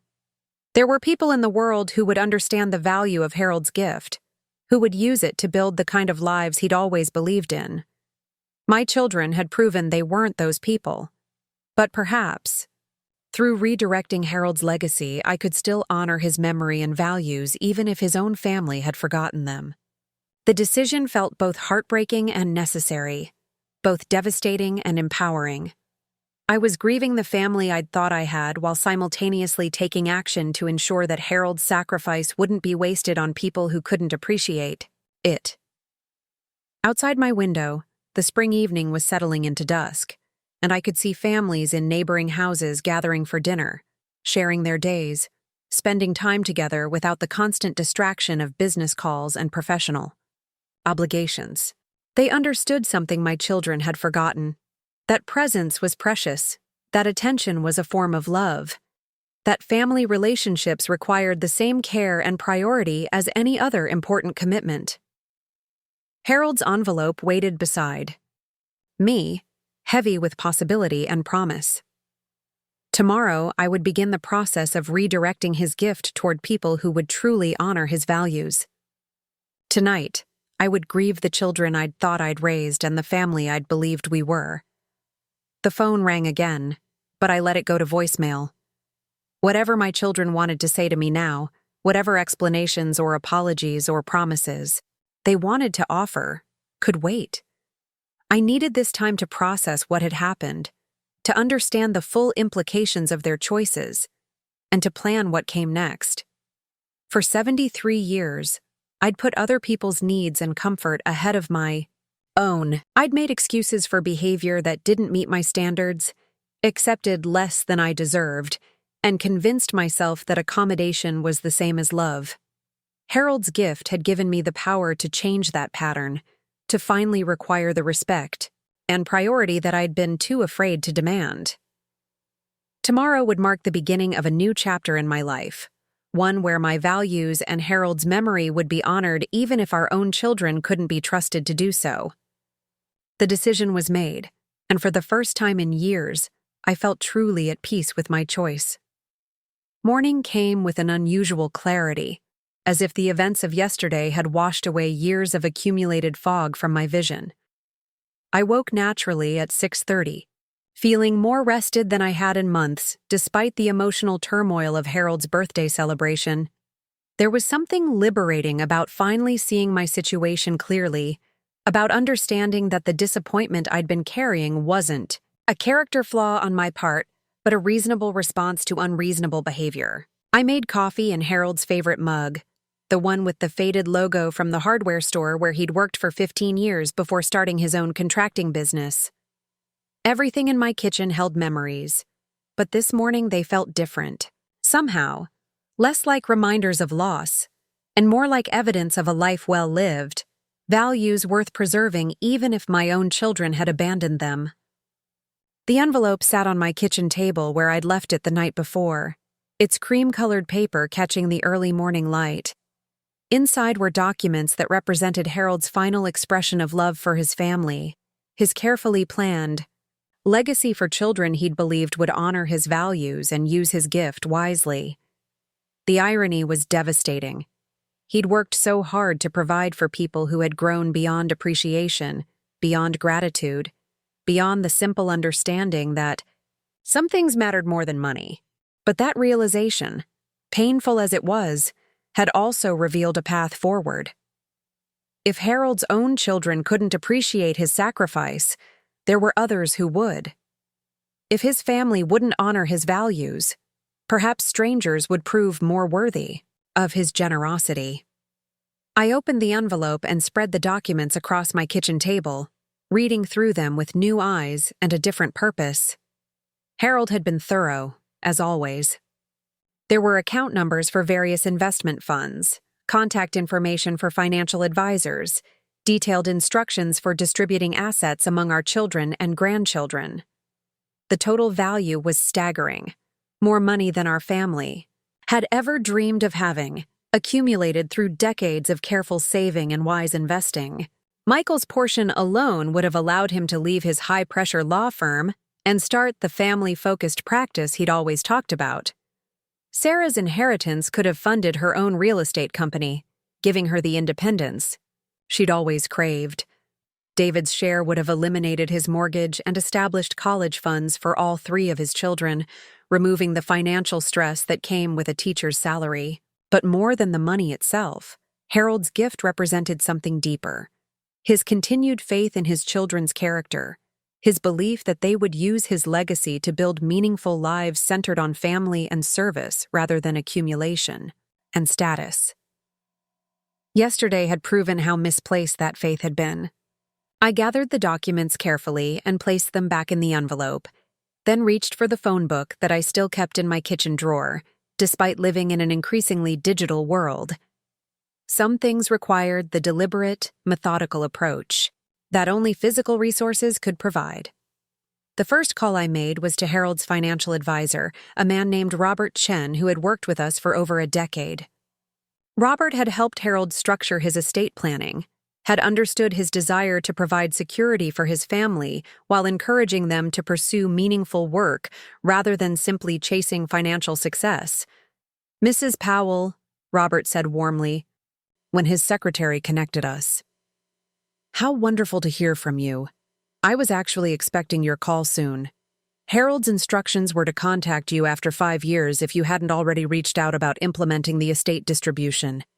"Yes, about that," I said, my voice steadier than I'd expected. "I need to discuss some changes to Harold's original plan."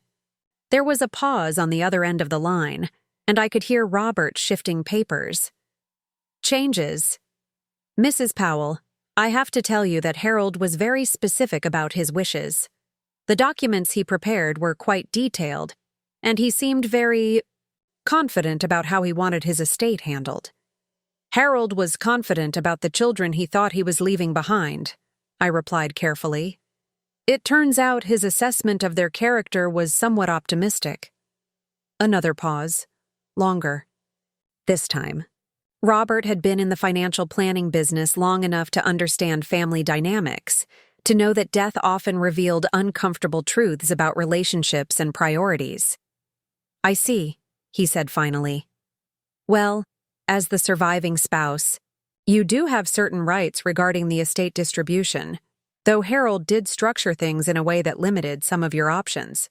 Could you tell me more specifically what kind of changes you're considering?" I explained what had happened at the park, describing my children's behavior without editorial comment, simply laying out the facts of their divided attention, their competing priorities, their casual dismissal of family time in favor of business opportunities. Robert listened without interruption, occasionally making small sounds of understanding or concern. "That must have been very difficult for you," he said when I finished. "I remember Harold talking about how important family traditions were to both of you, how much he valued the time you spent together as a family." "He would have been heartbroken," I confirmed. Not angry, just deeply sad to see that the values he tried to instill didn't take root the way he'd hoped. "So what are you thinking in terms of alternative arrangements?"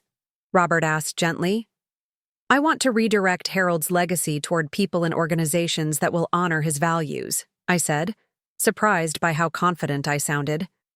"Charities that support families, organizations that help elderly people maintain their independence, foundations that provide educational opportunities for children whose parents can't afford them. People who understand that money is a tool for building meaningful lives, not an end in itself." Robert was quiet for a long moment, and I could almost hear him thinking through the legal and practical implications of what I was proposing. "Mrs. Powell," he said finally, "I want to be clear about something. While you do have some flexibility, as the surviving spouse, Harold did establish certain trusts and designated beneficiaries that would be very difficult to change. However, there are other assets, the investment accounts in your joint names, the life insurance policies where you're the primary beneficiary, some of the property holdings that you have complete control over. We're talking about a substantial sum, probably 60 to 70% of the total estate value. 60 to 70%.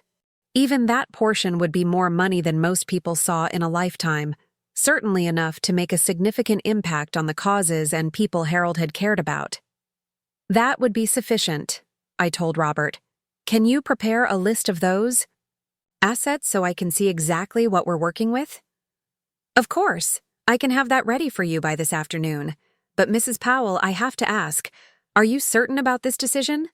Family relationships can be complicated, and sometimes people say things in anger that they don't really mean. Have you considered whether your children might respond differently if they understood the full implications of their behavior? The question was fair, and I could hear the gentle concern in Robert's voice. He'd worked with enough families to know that estate disputes often caused irreparable damage to relationships, that money could reveal the worst in people while simultaneously destroying the very connections it was meant to strengthen. Robert, I said slowly, my children are adults who have made conscious choices about their priorities. Yesterday wasn't an aberration or a moment of poor judgment. It was a revelation of who they've chosen to become. They've shown me that business success matters more to them than family relationships, that money is more important than memory, that convenience trumps commitment. I paused, thinking about how to explain the depth of my disappointment without sounding vindictive or petty. Harold spent his entire adult life making sacrifices for his family. He worked extra jobs to pay for their education, postponed his own dreams to ensure their security, chose family time over personal advancement whenever possible. His final gift was meant to free them from those same pressures, to give them the security he never had so they could prioritize relationships over financial necessity. And instead, they've used that security to justify prioritizing everything else, Robert said quietly, understanding beginning to color his voice. Exactly. They don't need Harold's money to have meaningful lives. They need to remember what meaningful means. And if they can't learn that lesson from their father's example and their mother's expectations, then perhaps his legacy would be better served supporting people who already understand those values. Robert agreed to prepare the documentation. I'd requested and to research the best methods for making large charitable contributions that would honor Harold's memory while maximizing the impact on beneficiaries. We scheduled a follow-up appointment for later in the week to review options and begin the formal process of redirecting Harold's legacy. After ending that call, I sat at my kitchen table feeling both exhausted and energized. The decision was real now, not just an emotional reaction to yesterday's disappointment, but a concrete plan with legal and financial implications. There would be no going back once the process began. No way to undo the choice without devastating consequences for relationships that might already be beyond repair. The phone rang while I was still processing the conversation with Robert. The caller ID showed David's number, and after a moment's hesitation, I decided to answer.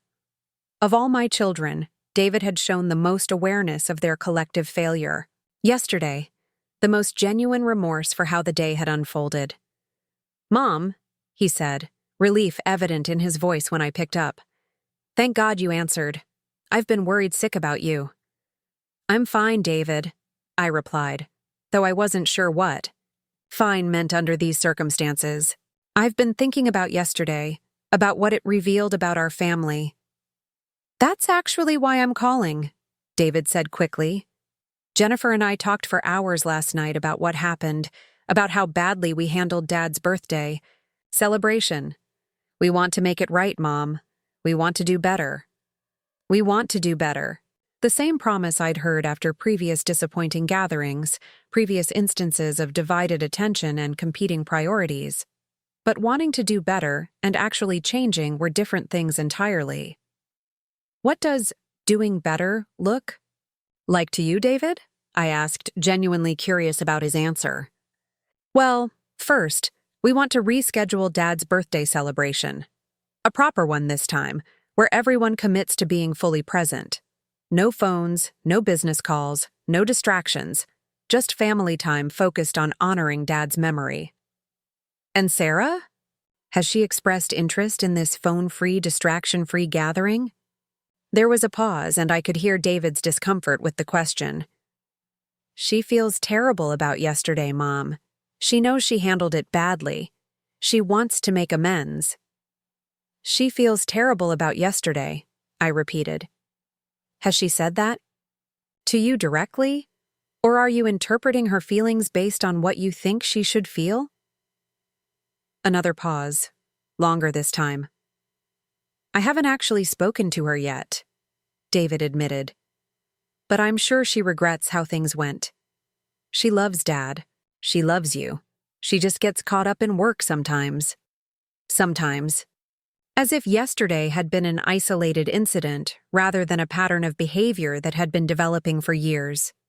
As if Sarah's choice to prioritize business over family was an occasional lapse rather than a fundamental expression of her values. David, I said gently, what exactly did Jennifer say about yesterday? What was her perspective on how your sister and brother behaved? I heard David take a deep breath, and when he spoke again, his voice was more subdued. She said it was disrespectful. She said that if someone had treated her father's memory the way Sarah treated Dad's, she would have been devastated.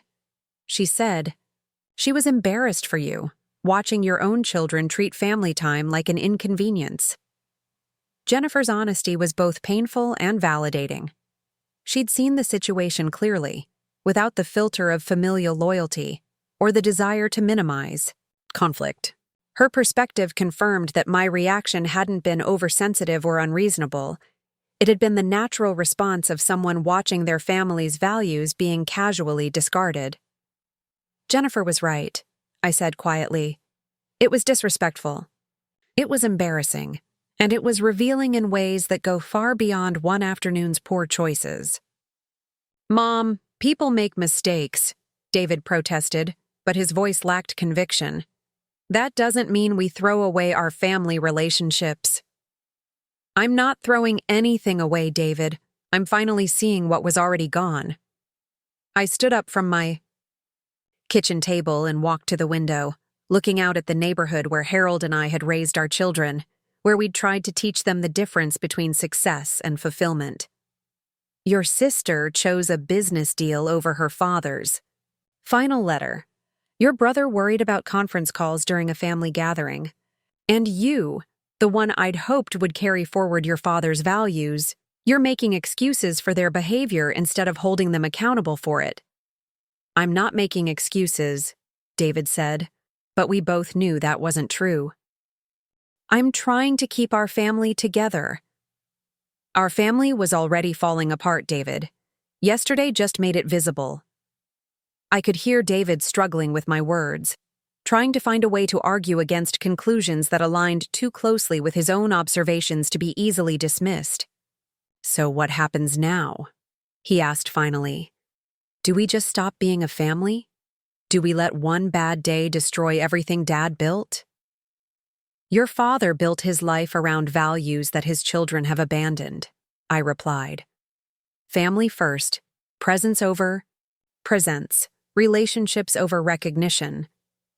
You can't preserve what he built by ignoring the foundation it was built on.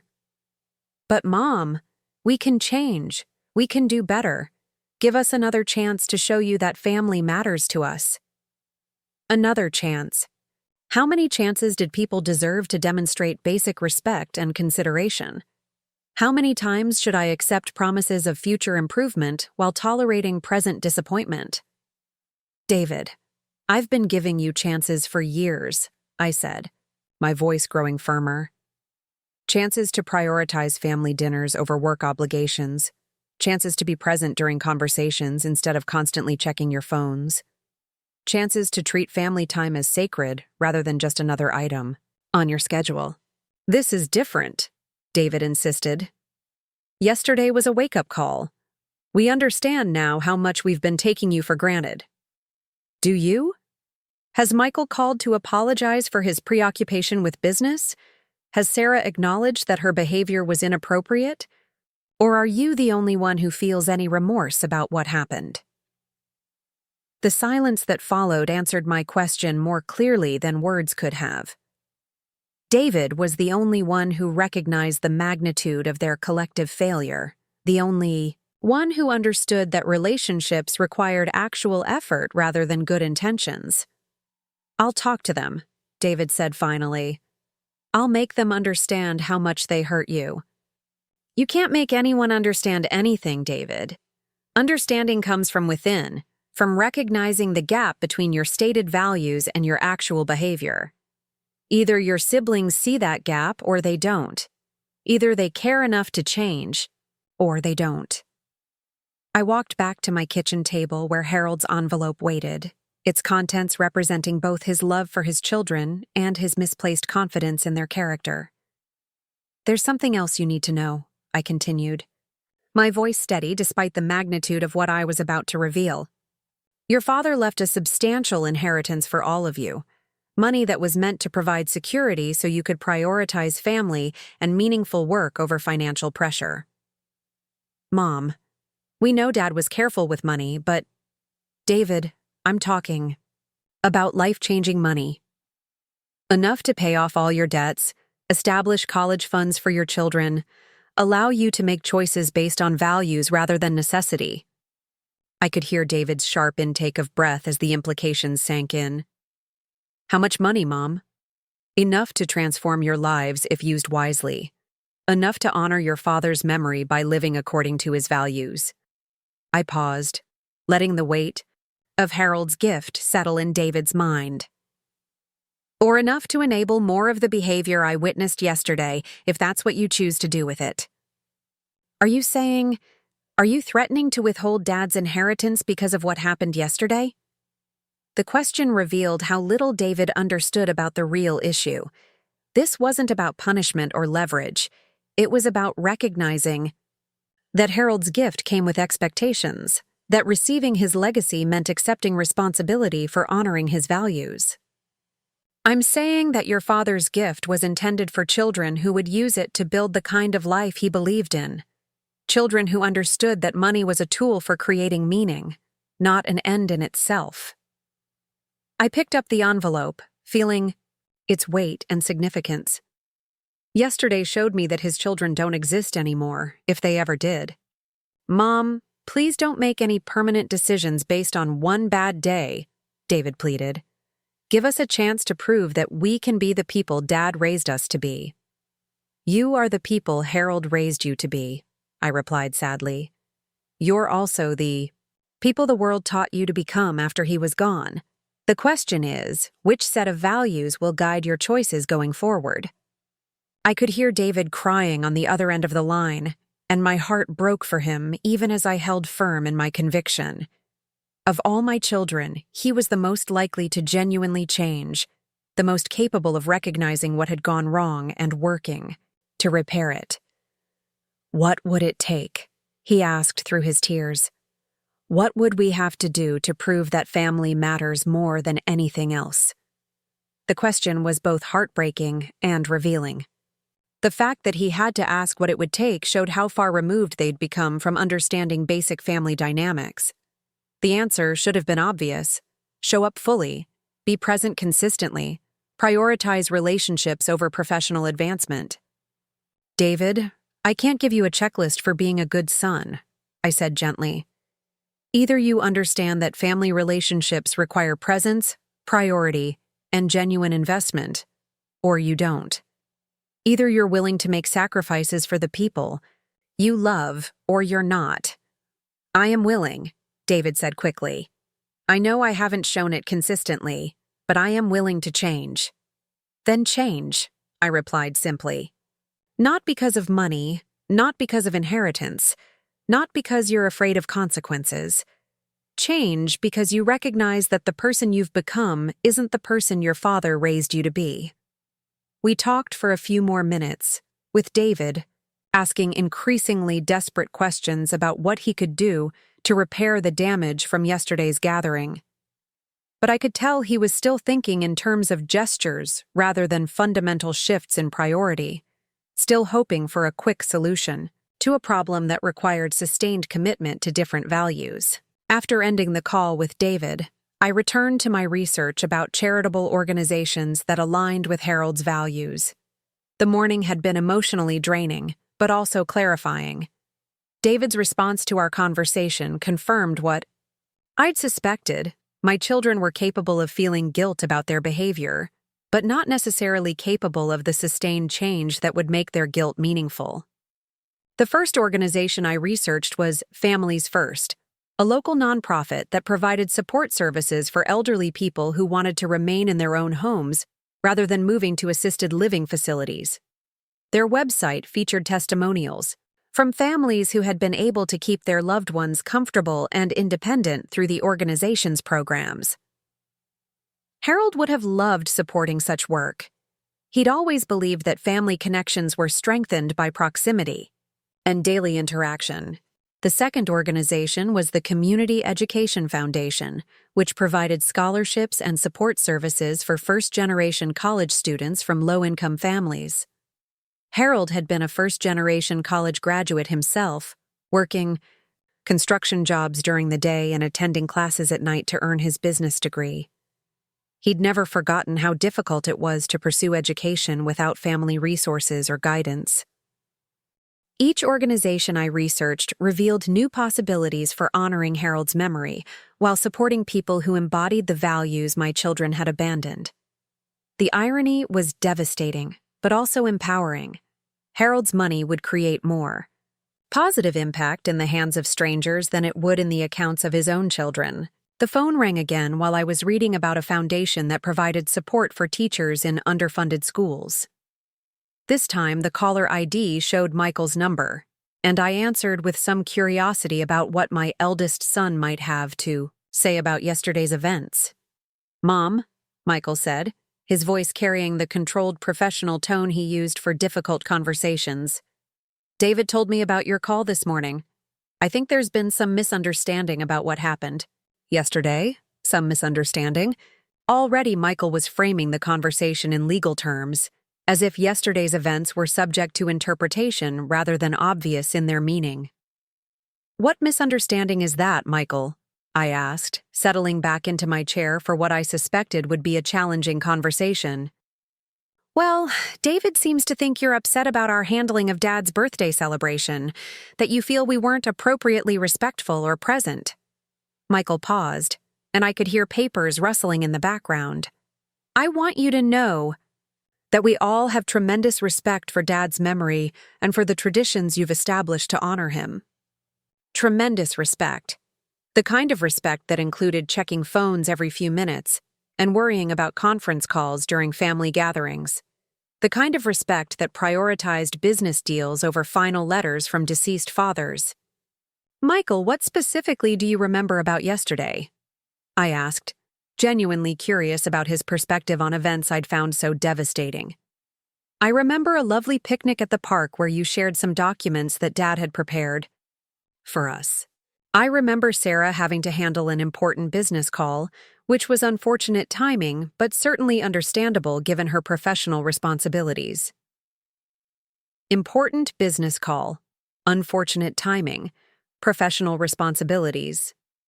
The sanitized language revealed how completely Michael had missed the point of everything that happened. "Do you remember me reading your father's final letter to his family?" I asked. "Of course. It was very touching, very thoughtful of Dad to prepare something like that. Do you remember Sarah walking away during the reading to take a phone call?" There was a pause, and I could sense Michael's discomfort with the direct question. As I said, the timing was unfortunate, but Sarah has significant responsibilities to her clients, and sometimes business can't wait for convenient moments. "So you believe that real estate negotiations take priority over a father's final letter to his children?" "Mom, that's not a fair characterization of the situation," Michael protested. his lawyer's training making him instinctively argue against any framing that didn't favor his position. Sarah wasn't choosing business over family. She was trying to balance competing obligations in a difficult situation. Competing obligations. That phrase revealed everything I needed to know about Michael's worldview. In his mind, family time and business commitments existed on the same level, deserving equal consideration when they came into conflict. "Michael," I said carefully, "your father worked 2 jobs for 5 years to pay for your law school education. He missed dinners, lost sleep, postponed vacations, and sacrificed time with his family so you could have opportunities he never had." "I know that, Mom. I'm incredibly grateful for everything Dad did for us." "Are you?" Because yesterday suggested that you learned the wrong lesson from his sacrifice. Instead of understanding that family should come first once financial pressure is removed, you've decided that financial success justifies neglecting family relationships. I could hear Michael shifting uncomfortably, and when he spoke again, his voice had lost some of its professional polish. "That's not fair, Mom. I work hard to provide for my family just like Dad did." "Your father worked hard so his children wouldn't have to choose between financial security and family relationships. But you've chosen financial advancement over family connection, even though you already have security." The silence that followed was longer than Michael's usual calculated pauses. When he spoke again, his voice was quieter, more uncertain. "I don't think I understand what you're asking of us, Mom. We're all successful. We're all contributing to society. We're all raising good families. Isn't that what Dad would have wanted?"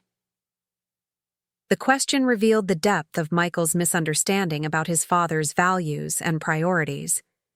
Success and contribution were important to Harold, but they were never ends in themselves. They were means to creating the time and space for meaningful relationships. "Your father would have wanted you to be present," I said simply. Present. For your children, present for your wife, present for your mother, present for the family traditions that connect us across generations. "I am present," Michael protested. "I was there yesterday. I participated in the celebration." "Michael, you checked your phone 17 times during our 2-hour gathering. You worried aloud about a conference call. You suggested we hurry. Threw your father's final letter so you could meet your schedule." The specific details seemed to surprise him, as if he hadn't been aware of his own behavior. "That's not presence. That's physical attendance while your mind and priorities are elsewhere." Another long pause, and I could sense Michael genuinely grappling with my observations rather than simply arguing against them. "I guess I didn't realize how my behavior was affecting you," he said finally.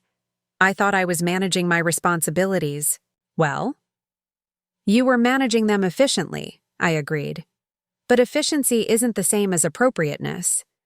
Some moments require our full attention, even if it means other obligations have to wait."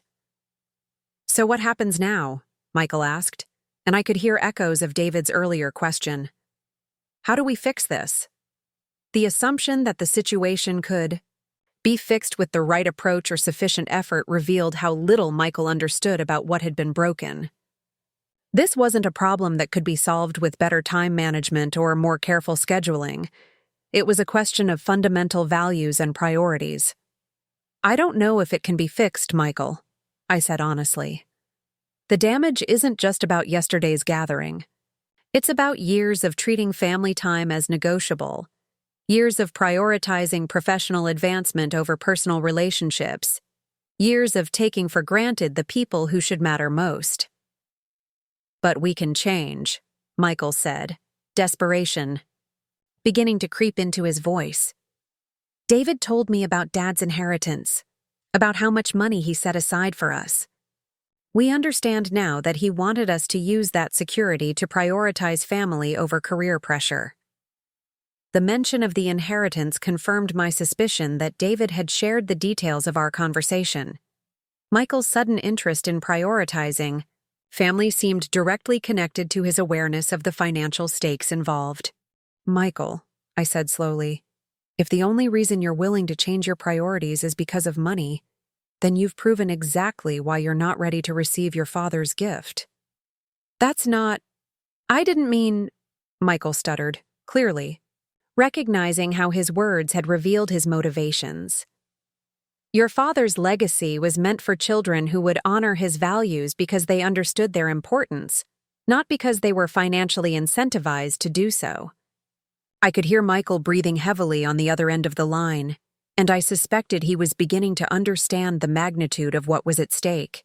Not just money, but his relationship with me, his connection to his father's memory, his place, in a family that was fracturing along lines of character and priority. "Mom, please don't make permanent decisions based on temporary problems," he pleaded.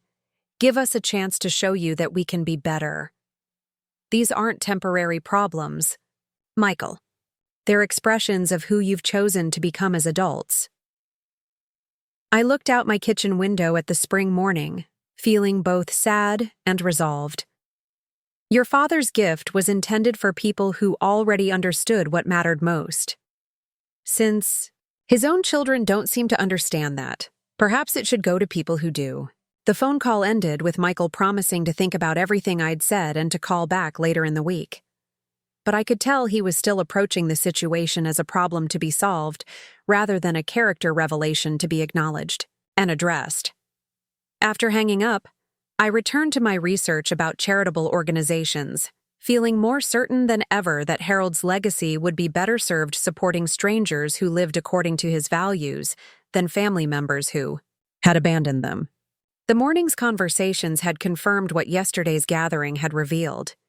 My children were capable of feeling guilty about their behavior, but not necessarily capable of the fundamental change that would make their guilt meaningful. They could promise to do better, but their promises came only after learning about financial consequences, not from genuine recognition of their moral failures. Harold's envelope sat on my kitchen table, waiting for decisions that would redirect his carefully planned legacy toward people who would truly appreciate and honor it. The choice was both heartbreaking and necessary, both devastating and empowering. For the first time in years, I was choosing my values over my children's comfort, my dignity over their convenience, my understanding of what Harold would have wanted over their sense of entitlement to his gifts. The decision felt like both an ending and a beginning, the end of my illusions about the family I thought I had, and the beginning of a new chapter where Harold's memory would be honored by people who understood the true meaning of his sacrifice.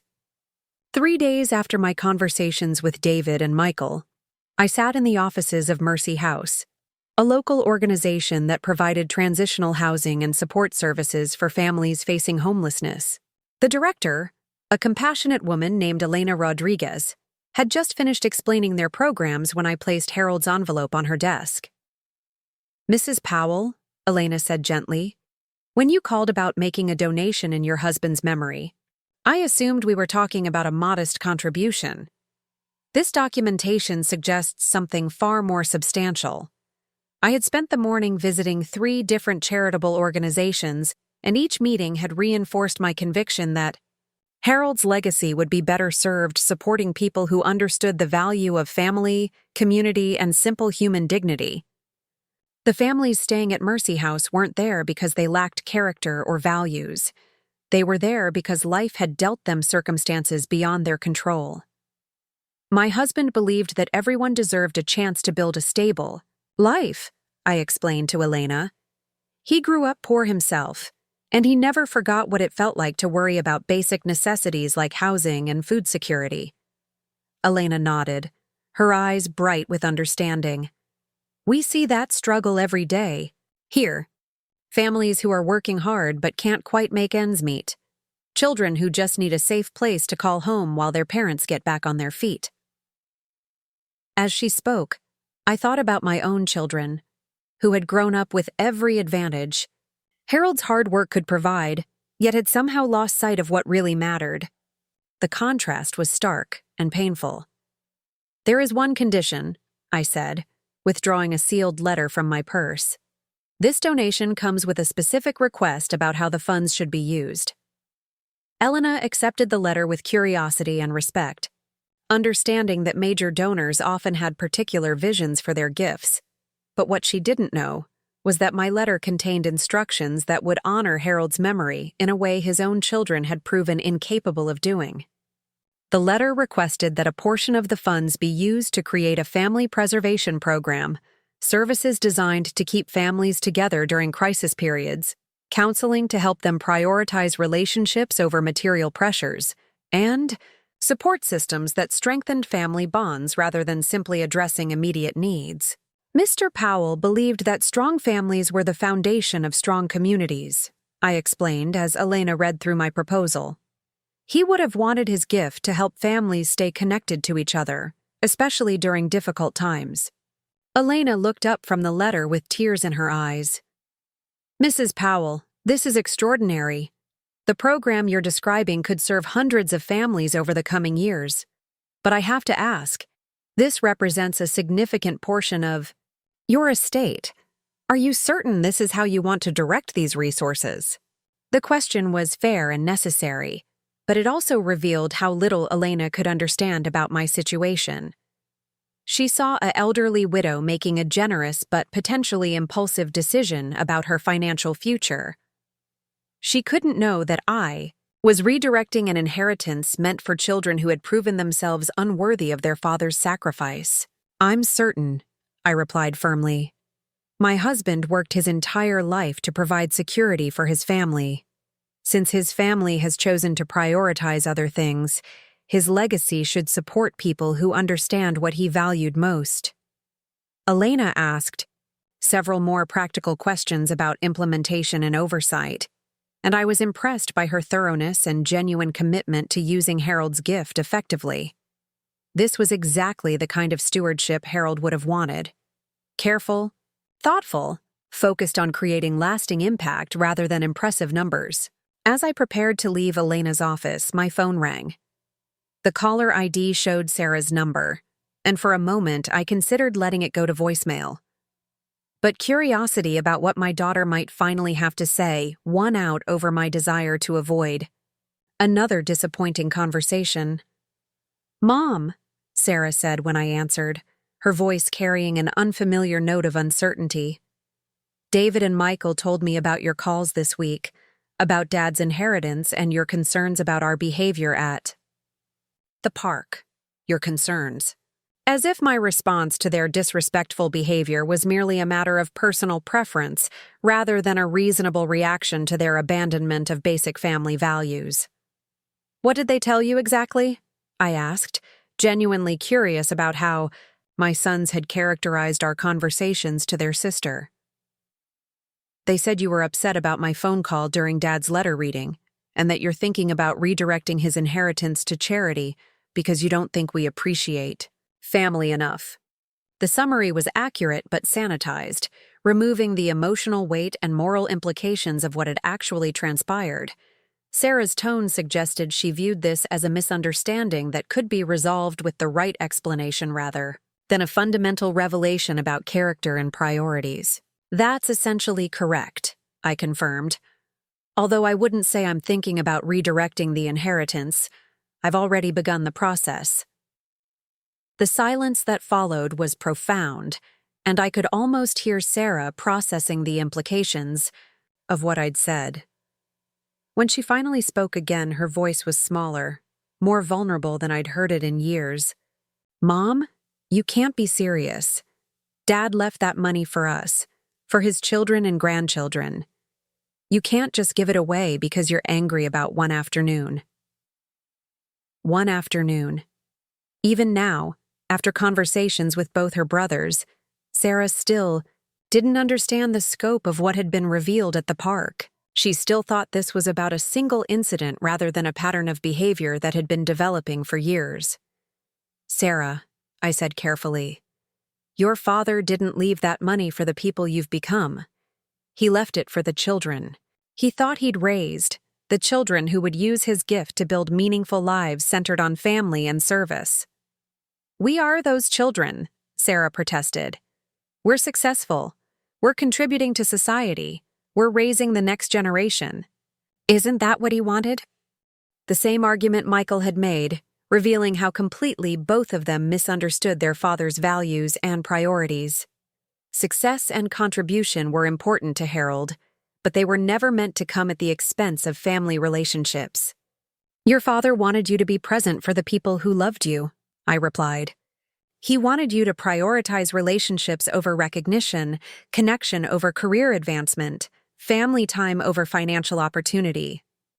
"I do prioritize family," Sarah said, but her voice lacked conviction.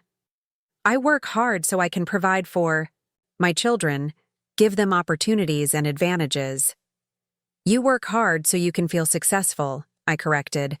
"Your children already have every advantage Harold's sacrifice could provide. What they need from you now is presence, attention, and the example of a mother who understands what really matters."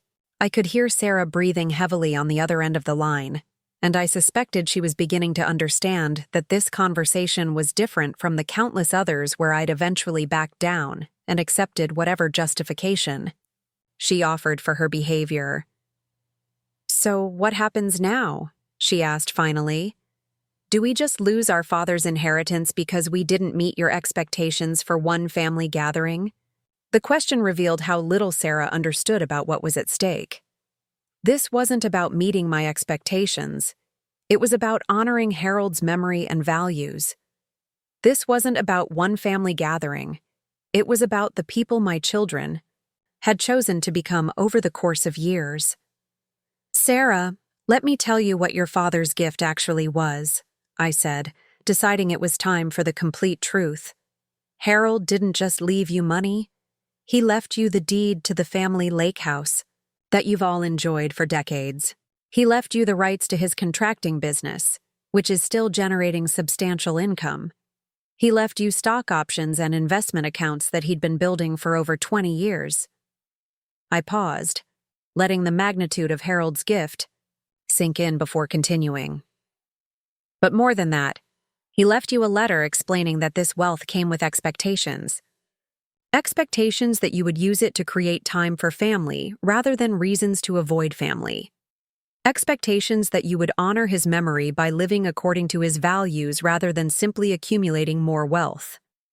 Sarah was completely silent now, and I could sense her shock as she realized the true scope of what she and her brothers had been taking for granted.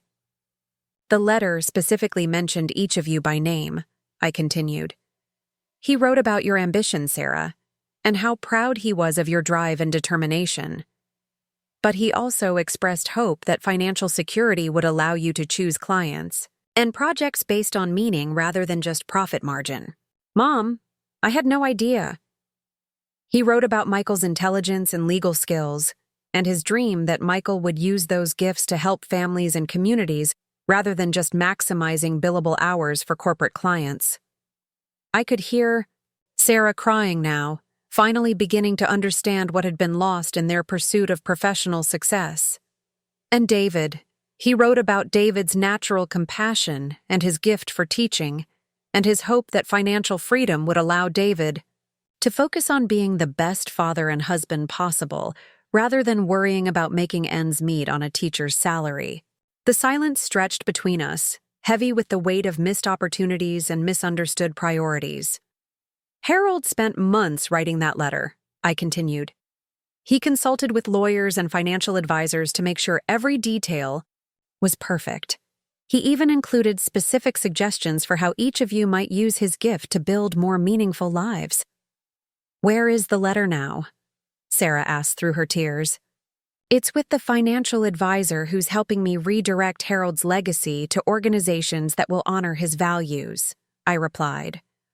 "Organizations that understand family comes first, that relationships matter more than recognition, that presence is more important than profit." "Mom, please don't do this," Sarah begged. "Give us another chance. Let us show you that we can be the people Dad wanted us to be." Another chance. The same plea I'd heard from both her brothers, the same assumption that character could be changed through effort and good intentions, rather than fundamental shifts in priority and purpose. "Sarah, I've been giving you chances for years. said gently but firmly. Chances to prioritize family dinners over client meetings. Chances to be present during conversations instead of constantly checking your phones. Chances to treat family traditions as sacred rather than inconvenient. This time will be different, Sarah insisted. Now that I understand what's at stake? What's at stake isn't money, Sarah. What's at stake is whether you're capable of becoming the person your father believed you could be. Whether you can choose relationships over revenue, family over fame, connection over career advancement. I looked around Elena's office, at the photos of families who had found stability and hope through Mercy House's programs, and I felt more certain than ever that Harold's legacy would create more positive impact here than it would in the bank accounts of his own children. I have to go now, I told Sarah. I'm in the middle of completing some paperwork that will ensure your father's gift goes to people who truly understand its value. Mom, wait. But I had already ended the call. There was nothing more to discuss. No argument Sarah could make that would change my mind about what needed to happen. Harold's letter had been clear about his expectations, and his children had been equally clear about their inability to meet them. Elena had been waiting patiently while I took the call, and now she looked at me with gentle concern. Mrs. Powell, that sounded like a difficult conversation. Are you certain you want to proceed with this donation today? I've never been more certain of anything in my life, I replied, taking out my pen to sign the papers that would redirect Harold's legacy toward people who would honor his memory properly.